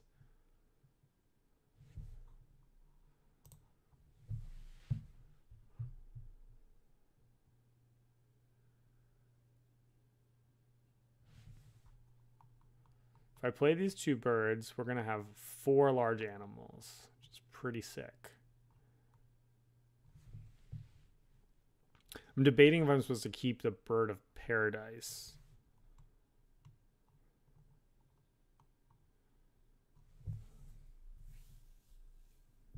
Rather than like the Bavarian Forest National Park. I mean, I want to release the stork to this, but frankly, I'm going to do large animals first.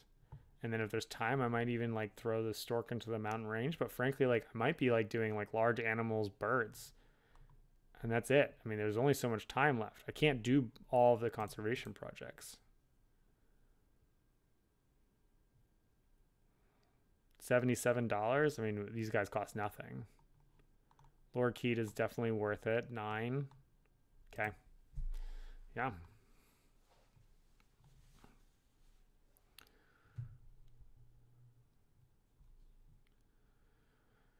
I think we're going to definitely start off with our 2 birds, because they're our large birds for doing the large animals, and or just the birds project.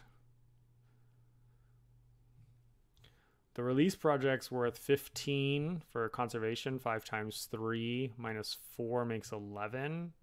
This is worth 12.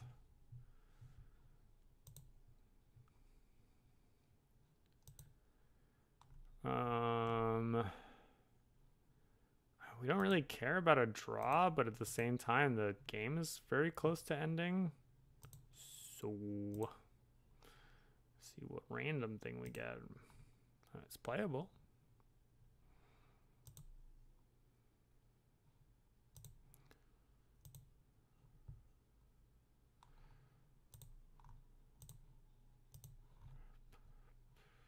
We're doing this first to see what we draw. Bunch of Garbo. Elizabeth is at least playable because it would put us up to 5 birds.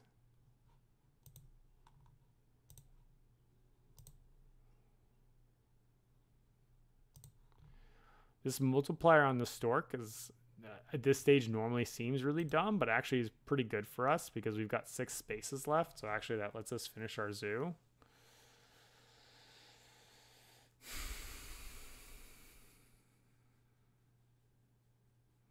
We don't have enough X's to do shenanigans.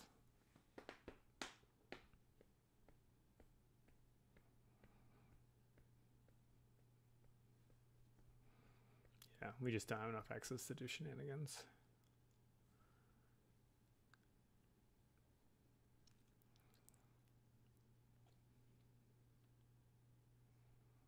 I think our opponent's doomed. I think they're out of time.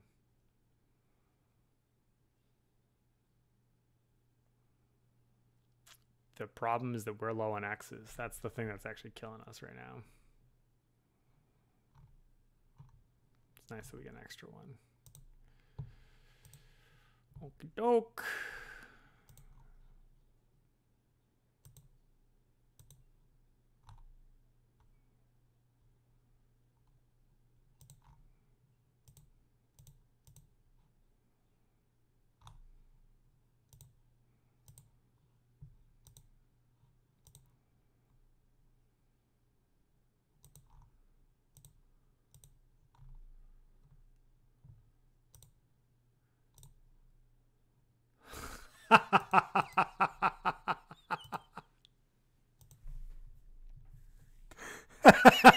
I'm so incredibly lucky. Come on. First, the triple monkey draw. We have so much money to use it with, too. Sometimes you draw bald eagle at the end. You just don't have the cash, but holy hell. That is unbelievable.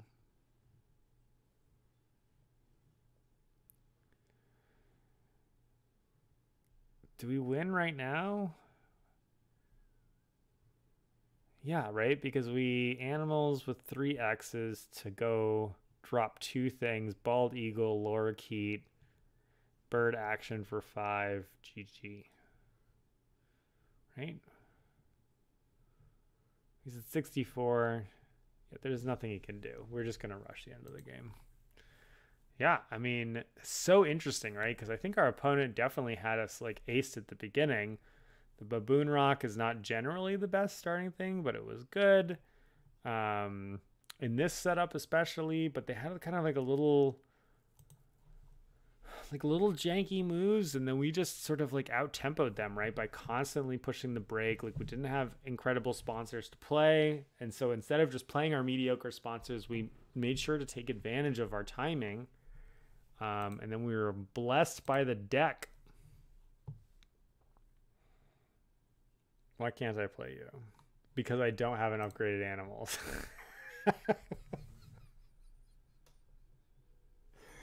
Yeah, of course, right? Like, of course. Oh, that's special. All right. Am I still supposed to play the bird of paradise for 5, 15, 60? Yeah, okay. Yeah. I actually am still supposed to do the same thing, right?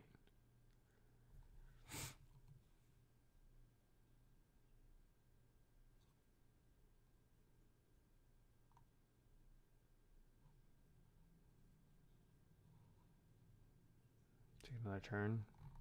Yeah. All right. We need to end the game. This, take another turn. This, take another turn. That's only 3. Okay, great. All right, we're gonna do this instead. We're gonna be smart. We've got 4 birds. Here's our 4 birds. We're gonna take another turn.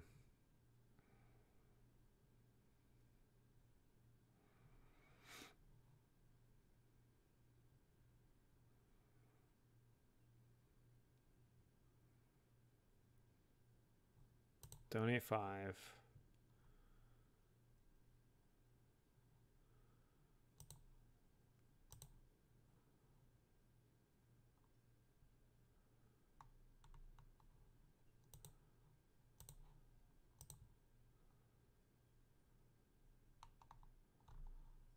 And play one of these.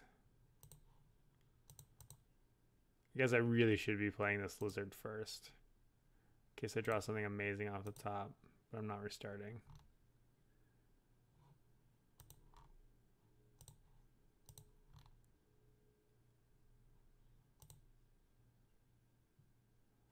We don't want to snap because I don't think anything here is really good, and he can interact with something in the last space.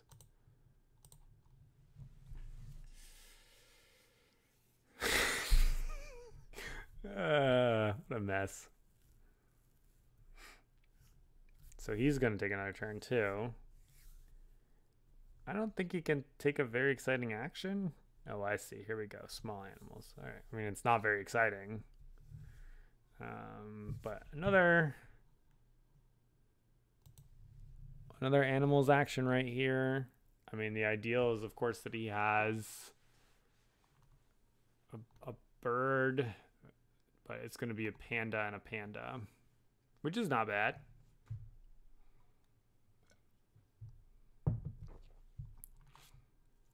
I've played 8 animals and 5 sponsors. 6 to my 12 animals and 3 sponsors. Yeah, just too many doubles. Too many fast turns.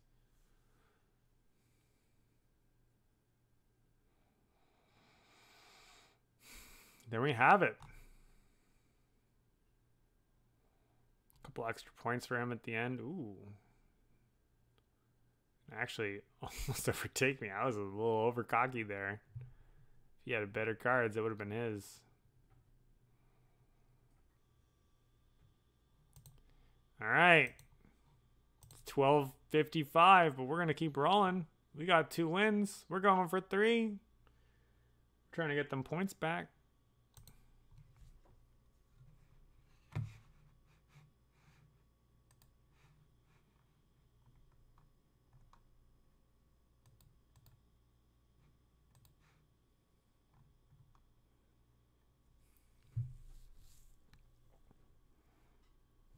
I guess I should pause. We're back. It's the Baboon Rock. Oh, funky, diverse Asia, diverse everything actually makes the Baboon Rock respectable. Is this a good, yeah, this is a good structure for the Baboon Rock. X, play that. That's a keep. What are we looking at here? Diverse and animal zoo. This is an easy keep for diverse species always, plus Asia, so that seems good. I think we're supposed to take the Howler because it's extra points and we get our Asia off of that. And this continues to be diverse, but spokesperson is just awesome.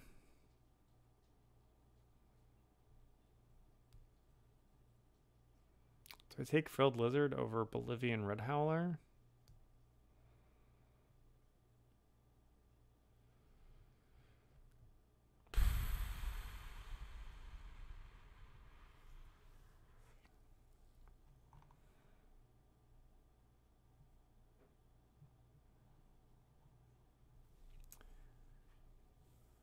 The Lizard's kind of what I want to be playing in the beginning. I like Lizard on this map because you draw. Sprint is usually bad, but the worst case it's $3. But so is the Howler for the same reason.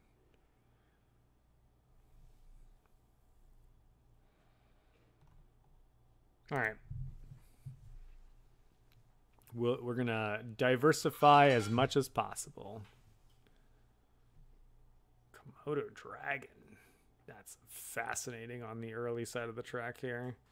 Expert on Europe looks pretty spicy too. It's tempting to snap things, but I really want that X for the Baboon Rock. I think I want to rush it out. Is there a different way to do this? No, I think I want to stick with the plan.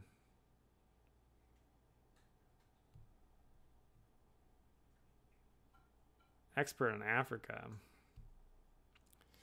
Seems good.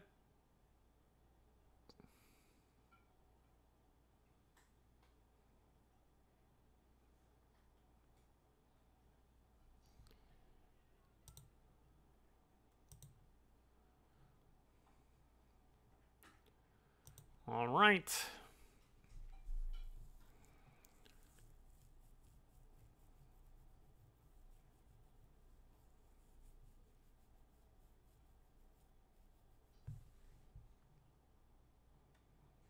Throw the build to the bottom. I guess I agree with that. Really wants to rush Asia. I don't think it's important to get Asia because you can't get the 2 right now. But of course it depends on what he has in his hand. Maybe that means he has like a Tarsier, or he has like the posturing peacock.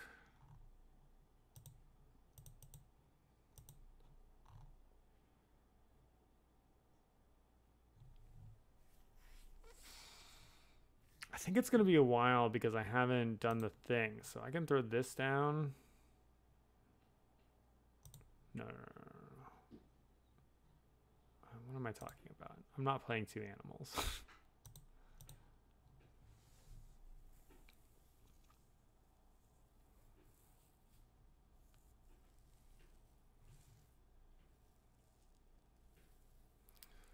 He's really going for the habitats thing. I respect it. Should I contest it? I don't know that I can.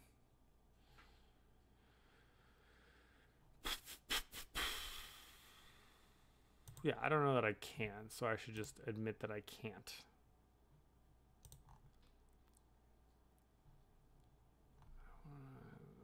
Maybe I want to build the 2.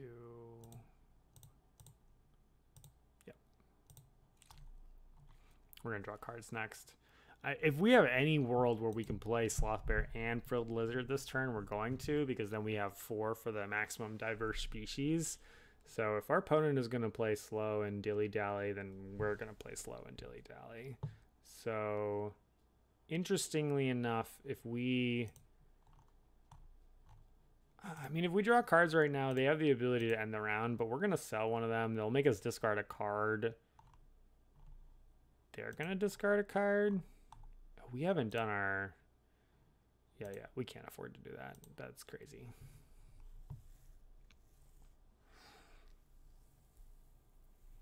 I guess we're going to set up our spokesperson instead of doing habitat diversity stuff. I think our opponent just has us like completely aced on the habitat diversity structure, so we will let them.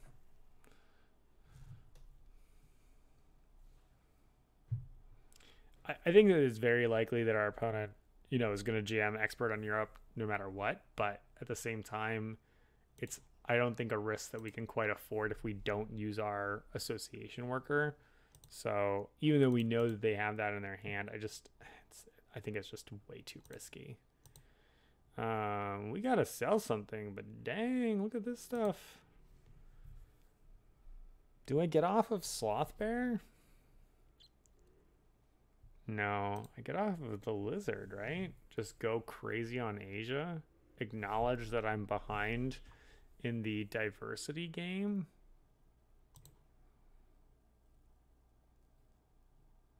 Because spokesperson gets us our second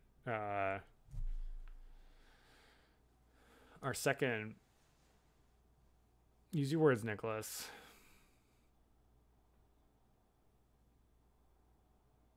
Science tag. We got there. This is what we get for playing Ark Nova at 1 a.m.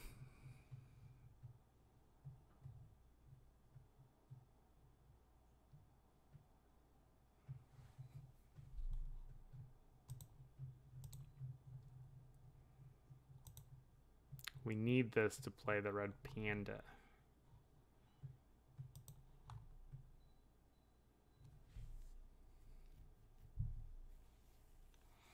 The other option, because we just don't seem close to the end, is that we we play Expert on Asia.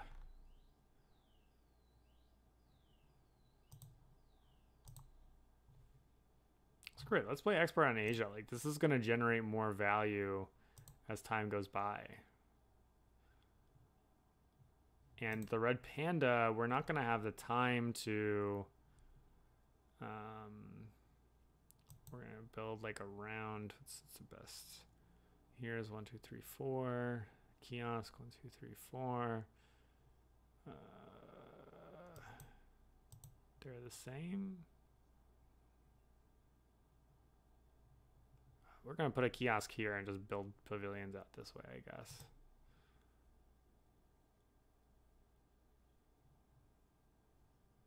2, 3.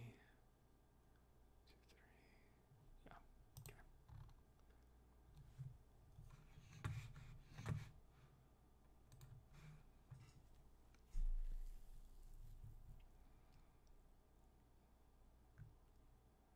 But yeah, now we're gonna have additional kiosks, and we didn't need the spokesperson just yet. Now we're definitely not ending the round. What are you doing over here? Just chilling. Just chilling.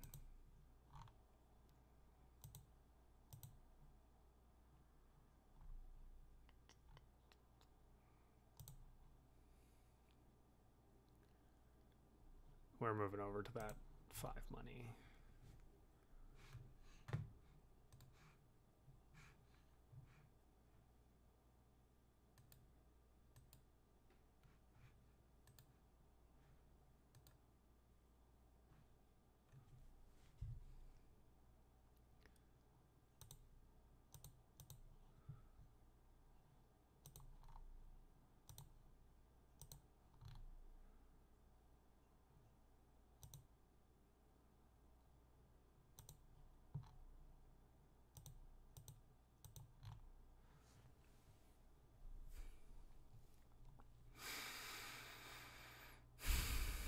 Our opponent's very likely to break. The debate is whether we just take the worst species diversity. Yeah, because we can still just draw 2 cards. Whether they're 2 cards rather than 3 pick 2. Okay, let me explain. If the opponent had braked, which it looks like they're not going to, then we would be happier having this at the top and immediately cashing it in. They didn't. Alas, we're going to go ahead and do this. We still get to draw 2 cards, sell 1. I think it is still likely that our opponent is going to break. We're going to sell you. Sunbathing is especially bad on this map. In case you didn't hear me, in the first game we played on a commercial harbor. Oh, they do have a sponsor. I wouldn't have expected that based on what they were playing before, because they just didn't seem concerned. This is draw a card, not until we're at level 2. So we're gonna build. No, we're not. What are we talking about? We're gonna play this adventure playground.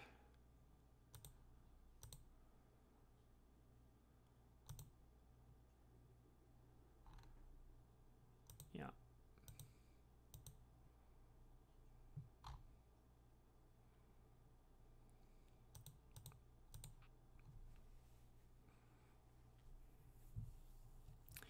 I think if our opponent wants to dilly-dally, that's just fine. I think it's to our advantage.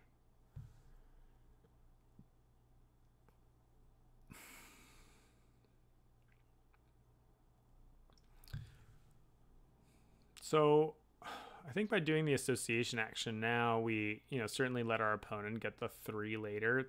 Costs us 1 conservation point. And we know we could get it. Frankly, we could get it immediately.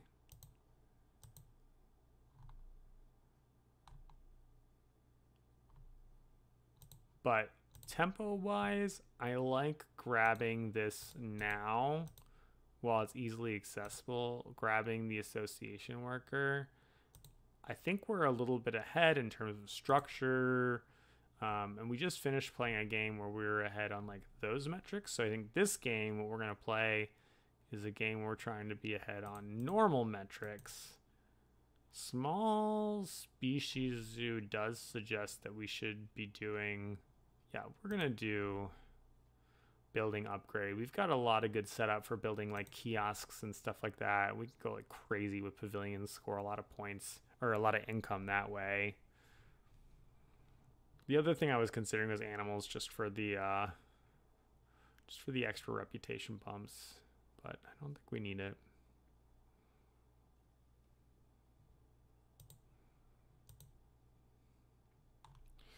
So we don't need anything. We can build whatever we please. We're definitely building this.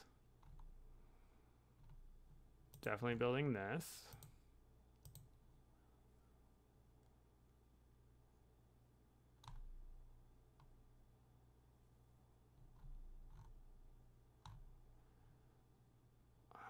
And then I guess we're just building this. 1, 2, 3. This is where our next kiosk is gonna go.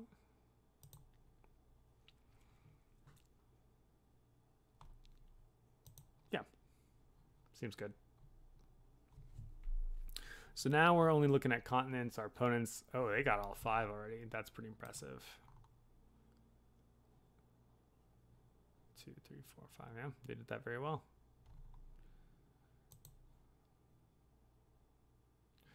These are not especially good conservation point objectives. So while our opponent is quite ahead right now, I'm not crazy stressed about it. You know, we can grab that objective really whenever. I think before playing this Red Panda, we're going to grab the Asia Zoo. We might as well discount it. Like, we're going to go for 5. So we're just going to draw cards right now. It's going to be cards, Asia Zoo, animals. So we're going to do like a zigzag. Cards, Asia Zoo, animals, sponsorship. Beginning of the game, you don't need to rush playing your animals out. Since we have our second association worker here, we want to put that on good timing, good tempo. Granted, now that our opponent has an association worker, it's not like we're ahead in that aspect. They've done a lot more with very, very little in play. We have all of this already. They were just very keyed in on their objective. They grabbed those experts. Good call on their parts. That's what I get for getting random stuff, right?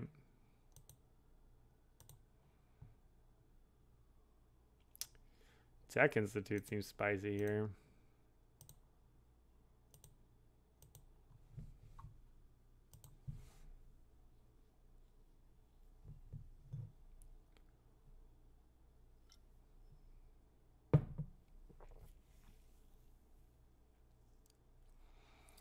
I do think that migration recording is of some appeal to us, given our sort of like science synergy system going here.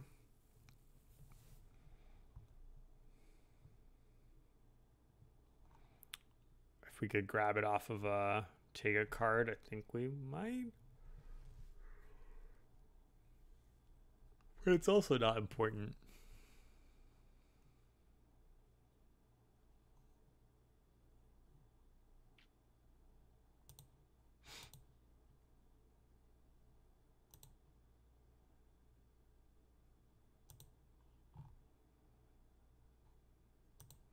Kiosk gonna go there.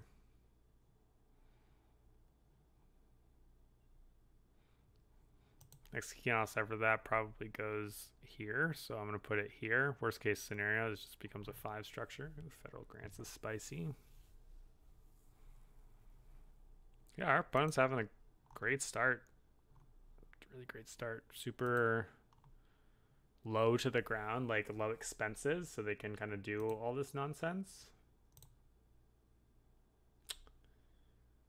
I don't have the thing for the panda. Dummy. I need an X. Alright. We'll build for the X.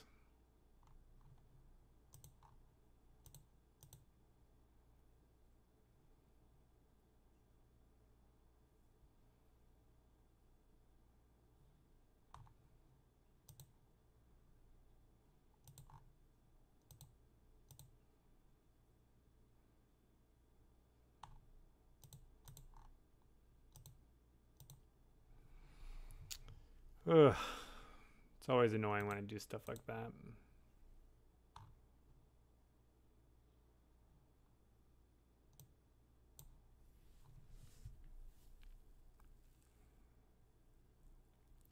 Right, I jumped to a conclusion because I was like, oh, great, I'm playing the red panda. And then there were a couple times where I was like, oh, I'm going to play the spokesperson. I'll have my second thing. And then when I went to grab that Asia Zoo, it was like, oh, I'm grabbing value. So it could be very easy to get ahead of yourself, kind of stumble on something. So I went quiet there thinking like, okay, how can I get next so I can play the sponsors out, so I can play the spokesperson. It's going to be a little bit awkward because when I play the red panda, it's going to multiply on my sponsors, but now it's all the way at the bottom again. Really what I wanted to do was play the panda and then double play these cards, which was going to be the dream. And that's just not going to happen.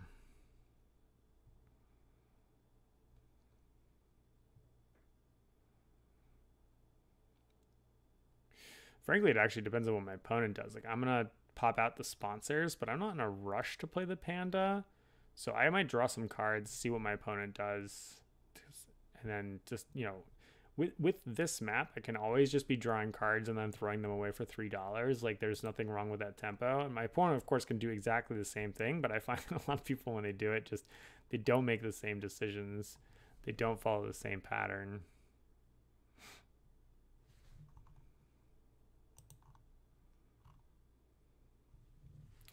Yeah, I would have a card flip too, a couple card flips. Yeah, I think that if I'd paid more attention, instead of grabbing the Asia Zoo, I should have grabbed this university and then flipped over animals for the extra reputation there, which would then allow me another flip afterwards. I think that actually would have been the superior sequence.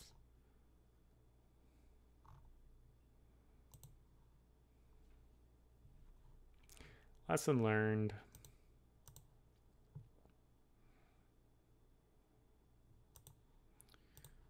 Don't think I want to leave that value of the Texans. I mean, I'm either missing a reputation or an X probably, but let's do this one.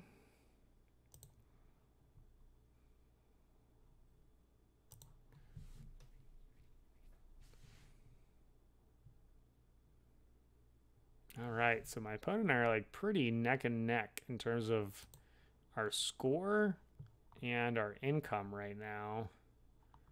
Pretty similar on money. Yeah, this is a close game. I'm feeling like I'm maybe a smidge ahead, but it's really pretty dicey. Wombat, I think, is really unfortunate because it's competing with my need for cards to be doing something else. Yeah, that was not an ideal draw, but frankly, we didn't draw the two cards for anything other than the money and the timing.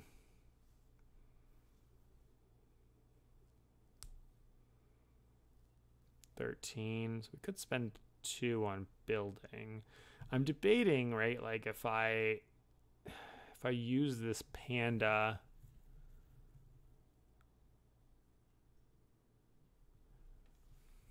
oh, I don't want to lose money.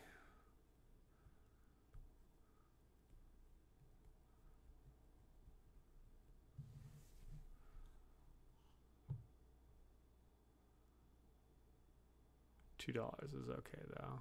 I can accept $2. I'm gonna miss this multiplier sponsors ability if I play panda right now.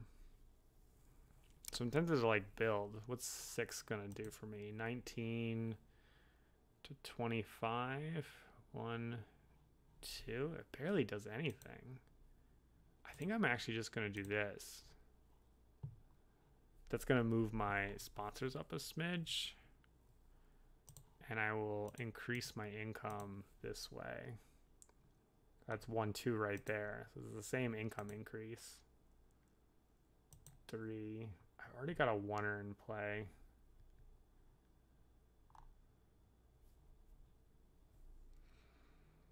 I don't know. Maybe I care about migration recording actually. Let's take it. Sell our wombat.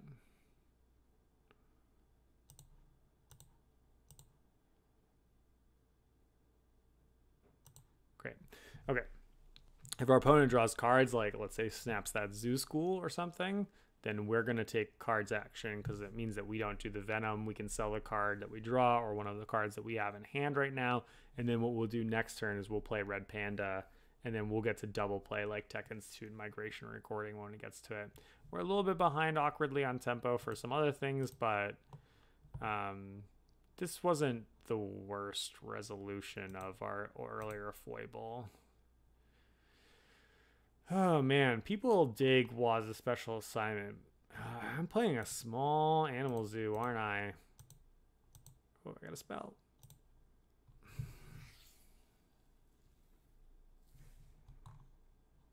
Yeah, let's do it. We're going crazy small animals. All small animals forever.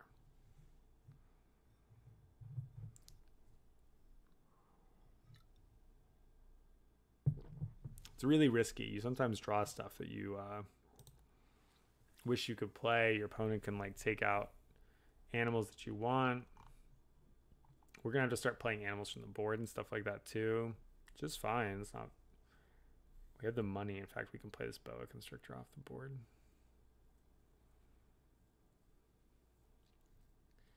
Are we doing a thing? 3? No. So we want to do this now. So we can grab our hand size, I think.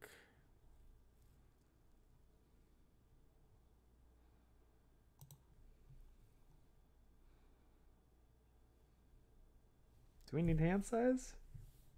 Are we supposed to take the 2 reputation instead?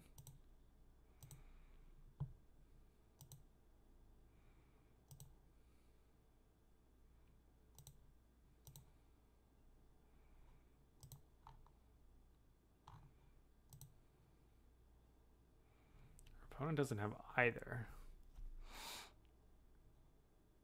But this gets us closer to 8. Which we'll get as soon as we do this. I think we are supposed to do this. We're really high on rep. So we need card draw. I think we're gonna like play everything out, you know, like we're gonna, everything's not gonna be in our hand.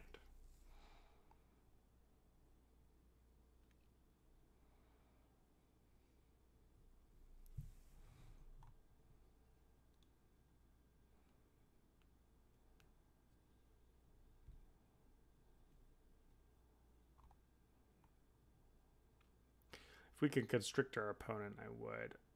But I think right now it's not as important. That Tamarin, though, is absolutely worth our time. It's very, very nice of our opponent to have done that. What'd you grab? Fur seal. That's not of interest to us.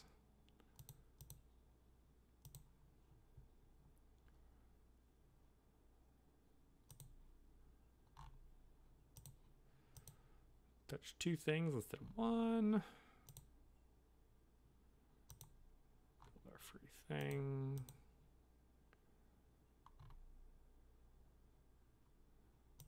And you go here.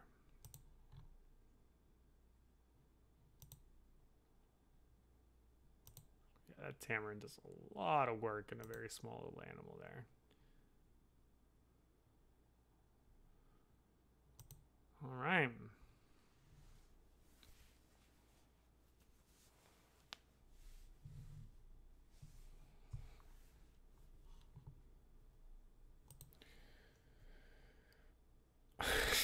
Our opponent has 5, 8, 9 spaces covered. We've got 3, 6, 9, 11, 14, 17, 21, 4. We have literally triple the space that our opponent has covered. That's amazing.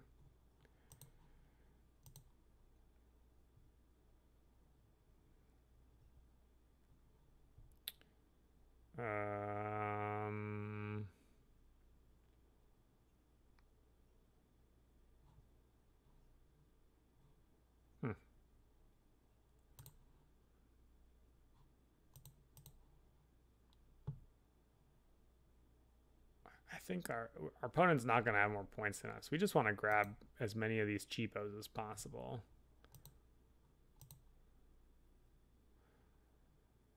while we have opportunity to do so. Because once our opponent gets wise, they're not going to let us. Yeah, I'm not mad at a 1-drop. I guess shoe bill would be preferable, but that's okay. I mean, this is also an Asia guy. Actually, I didn't see that. That's actually pretty massive.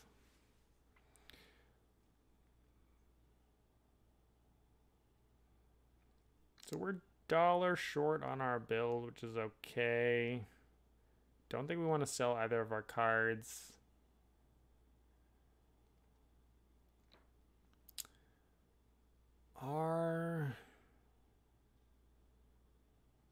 I'm trying to think about my association action right now.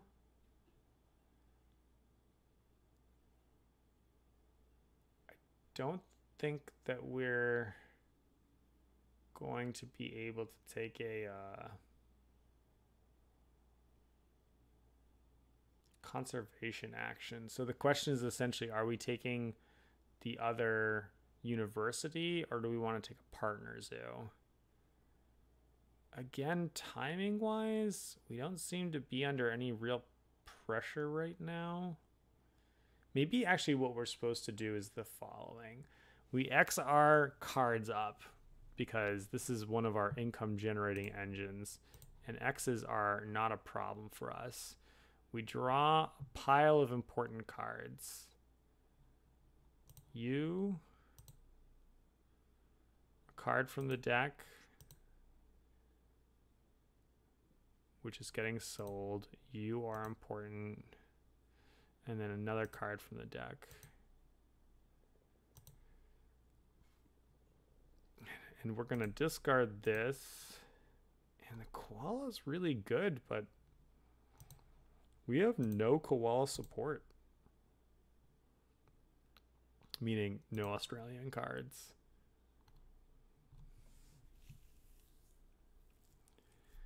Now we're going to take the hand size university and be done with universities. Well, we have 2.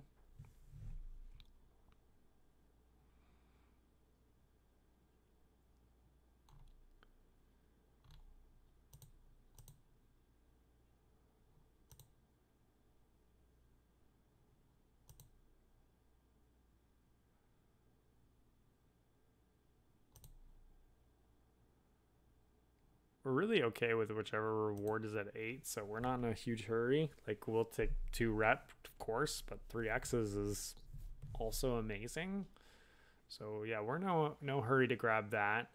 And we're dilly-dallying with these other actions because it's allowed us to slow roll build, which is kind of the least, a lot of times is the least impactful card. And you run out of money, right? So sometimes it just kind of sits at the top. So we're letting it sit at the top because we want to be more action efficient.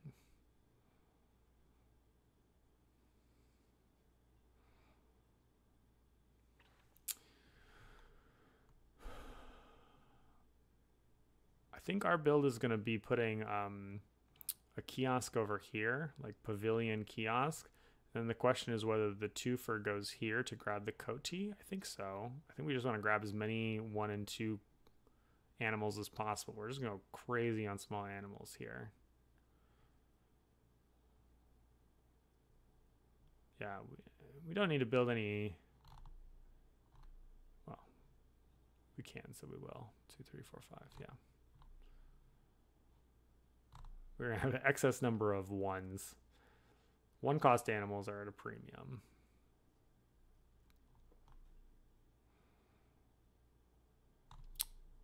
Definitely small ball.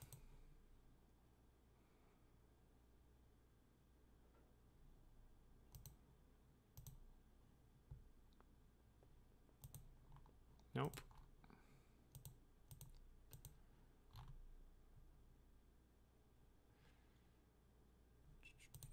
So we can put this oneer attached here. And then this twoer. Let's grab the coati while we have the chance. There's always when I play these strategies, I like run out of the appropriate animal type, and then I'm like, oh, I like didn't have the right cards. And it clearly would be no one's fault but my own. Gonna cause break? Not quite.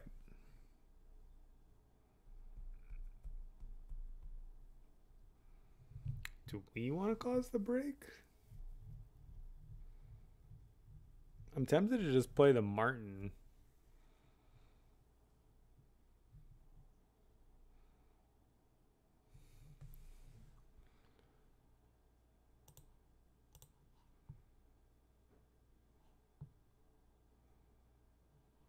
It's action inefficient, but gets us a reputation. Yeah, it does a handful of things for us.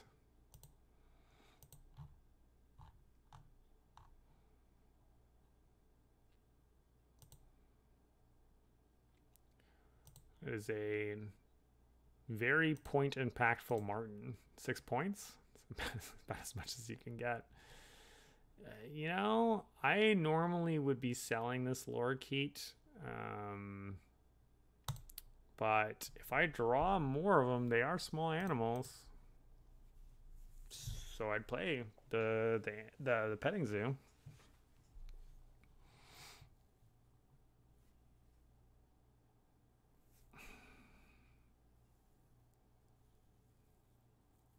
All right. We'll force the issue.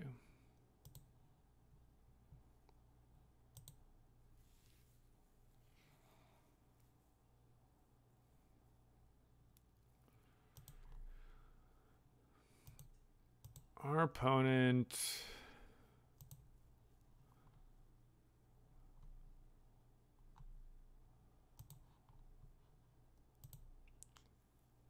Yeah, they have a lot more, like, when you play such and such kind of animal. Nice little bonuses like that. But we've got 5 Asia right now.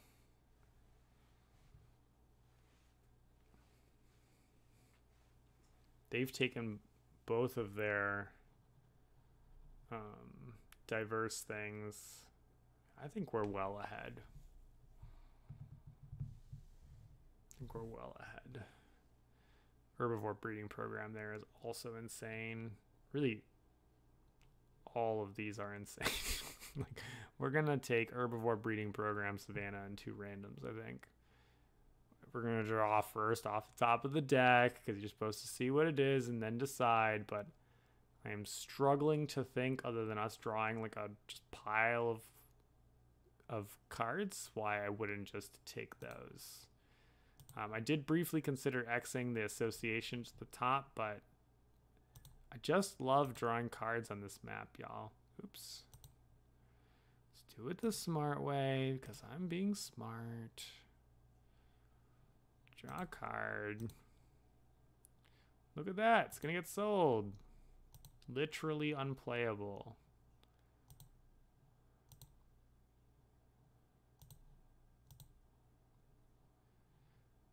We don't care about the engineer, I think.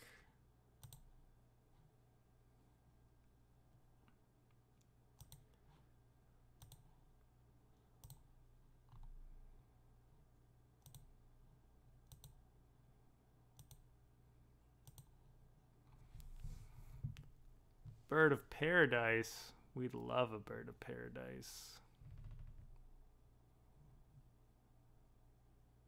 I think he's going to take Predator breeding program, right? Like, that's... Oh, it doesn't match because they were his predators for the beginning of the game.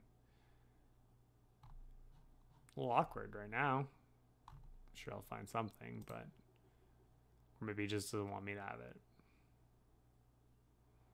Just fine. I've got plenty of options, my friend. Ooh. Hello.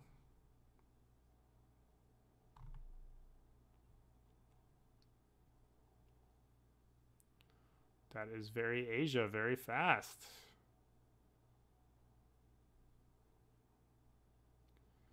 So now my opponent, who's broke, wants to break like crazy. So we actively don't want the break to happen. We want them to suffer for as long as possible. It won't be that long. They have 2 X's and the A sponsors.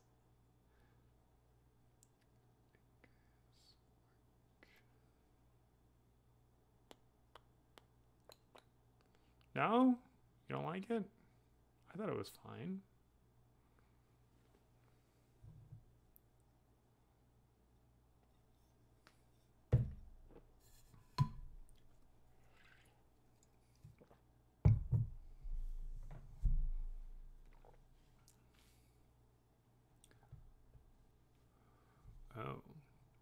Oh. Well, I think this is, if you're gonna play this, is probably a better play in every way. You're not gonna outrace me on Asia. Double action there is a little weird. I guess it depends on what they have in hand. They don't have Europe for that predator. So many predators, none with matching programs. All right, before you do some shenanigans. Money? Snapping? I'm so rich, right? I don't need the money. Let's take this. I don't need cards either. I don't need anything. I'm amazing. Let's take the snapping. There's a specific card I want, which is what's making... Oops.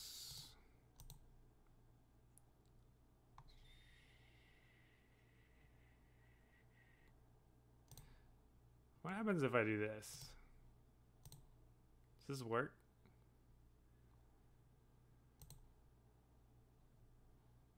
Got a lot of Asian cards.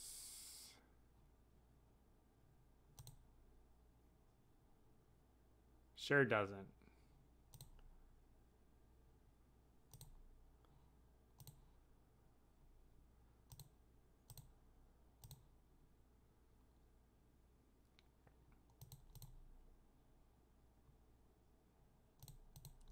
Remember when I said I was excited about those 3 X's?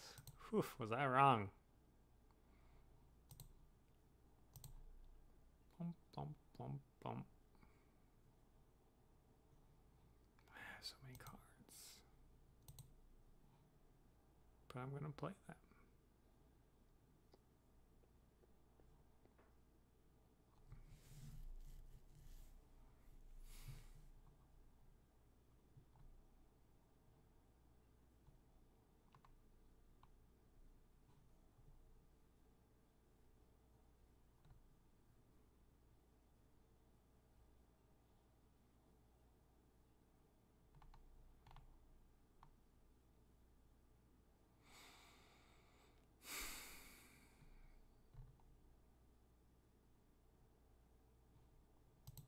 That's what I need, times 2.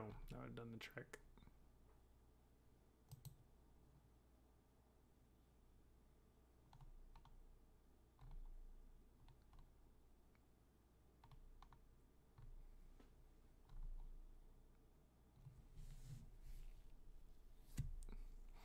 I think I'm supposed to wait for this until the beginning of the next break, which I think he needs to push as soon as possible. So I think I'm going to X forward my animals and play some stuff.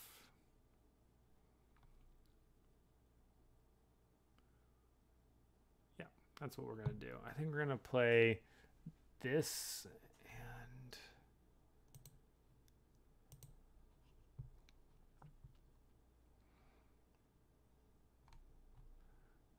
select a card.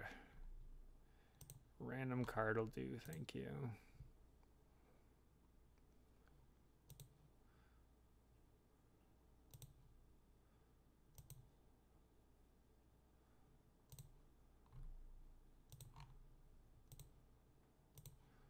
Five, 6, 7, 8.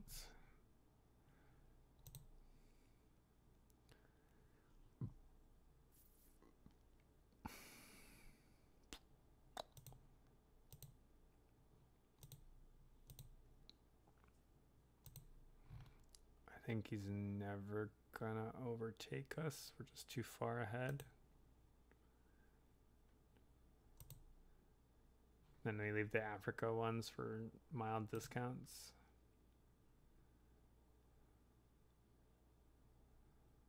And then we're gonna sell this aquatic because we have no aquatic. All right. Then because our opponent's ahead on conservation, we get to restrict their card draw action, which is a nice sort of limitation in this instance.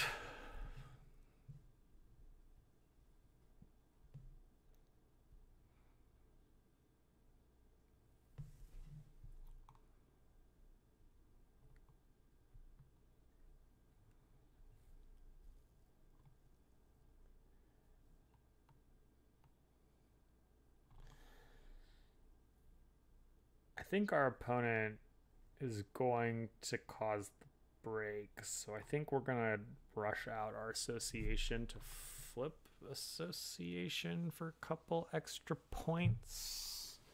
Or am I supposed to just let him and then just say I don't care about flipping the association? I don't care about the partner zoos. Maybe I don't care about the partner zoos.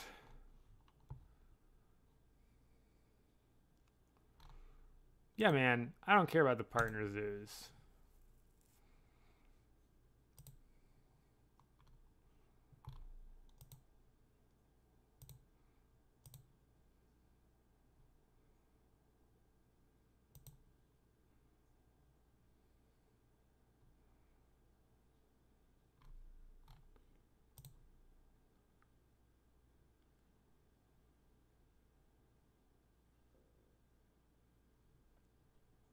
Yeah, feels about right.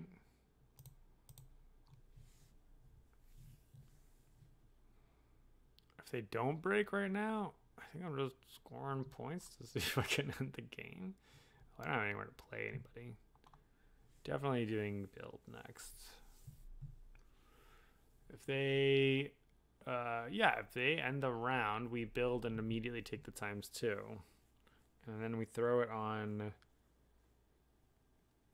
animals?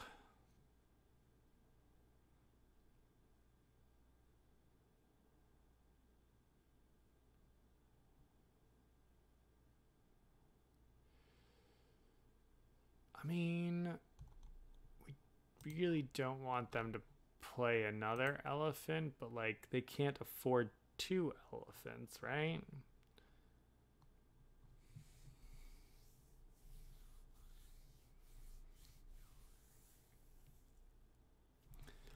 But like, let's just let them not, in case something weird happens.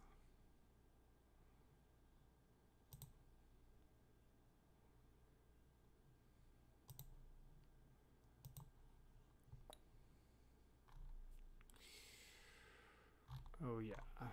So this is 6, 7, 8, 9. 6, 7, 8, 9. I could build out 8. So for the cost of 3 X's, my flamingo could become a real ringer.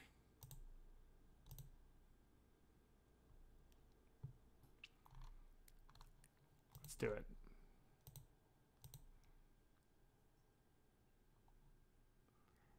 Animals.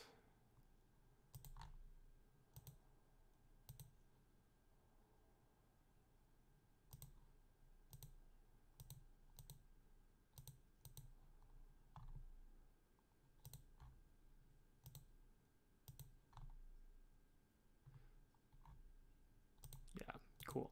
So I'm a big fan of this because it means that whenever I decide to like essentially push for game completion, I can use the lesser flamingo to score the extra 7 points essentially with the posturing. In fact, I think I could just go for it immediately. 27 points away. 6, 12, 16, 21 plus 8, 27. Yup.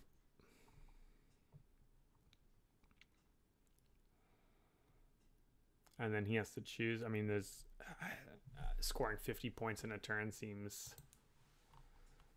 awful ambitious. It's possible. I can't afford the bird and the elephant, like a determination bird. I think we're locked.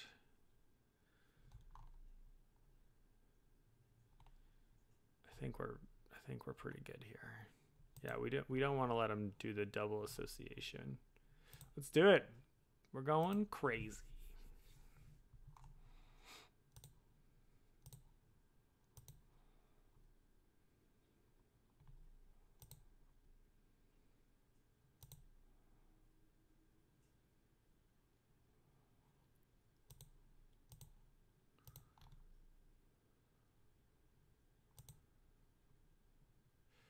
Boop, boop, boop. Points, points, points. Waza, waza, waza.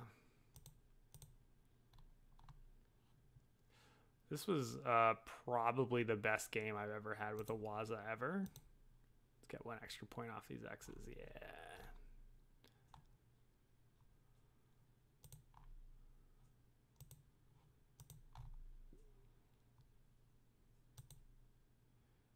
Yeah. That's our baboon.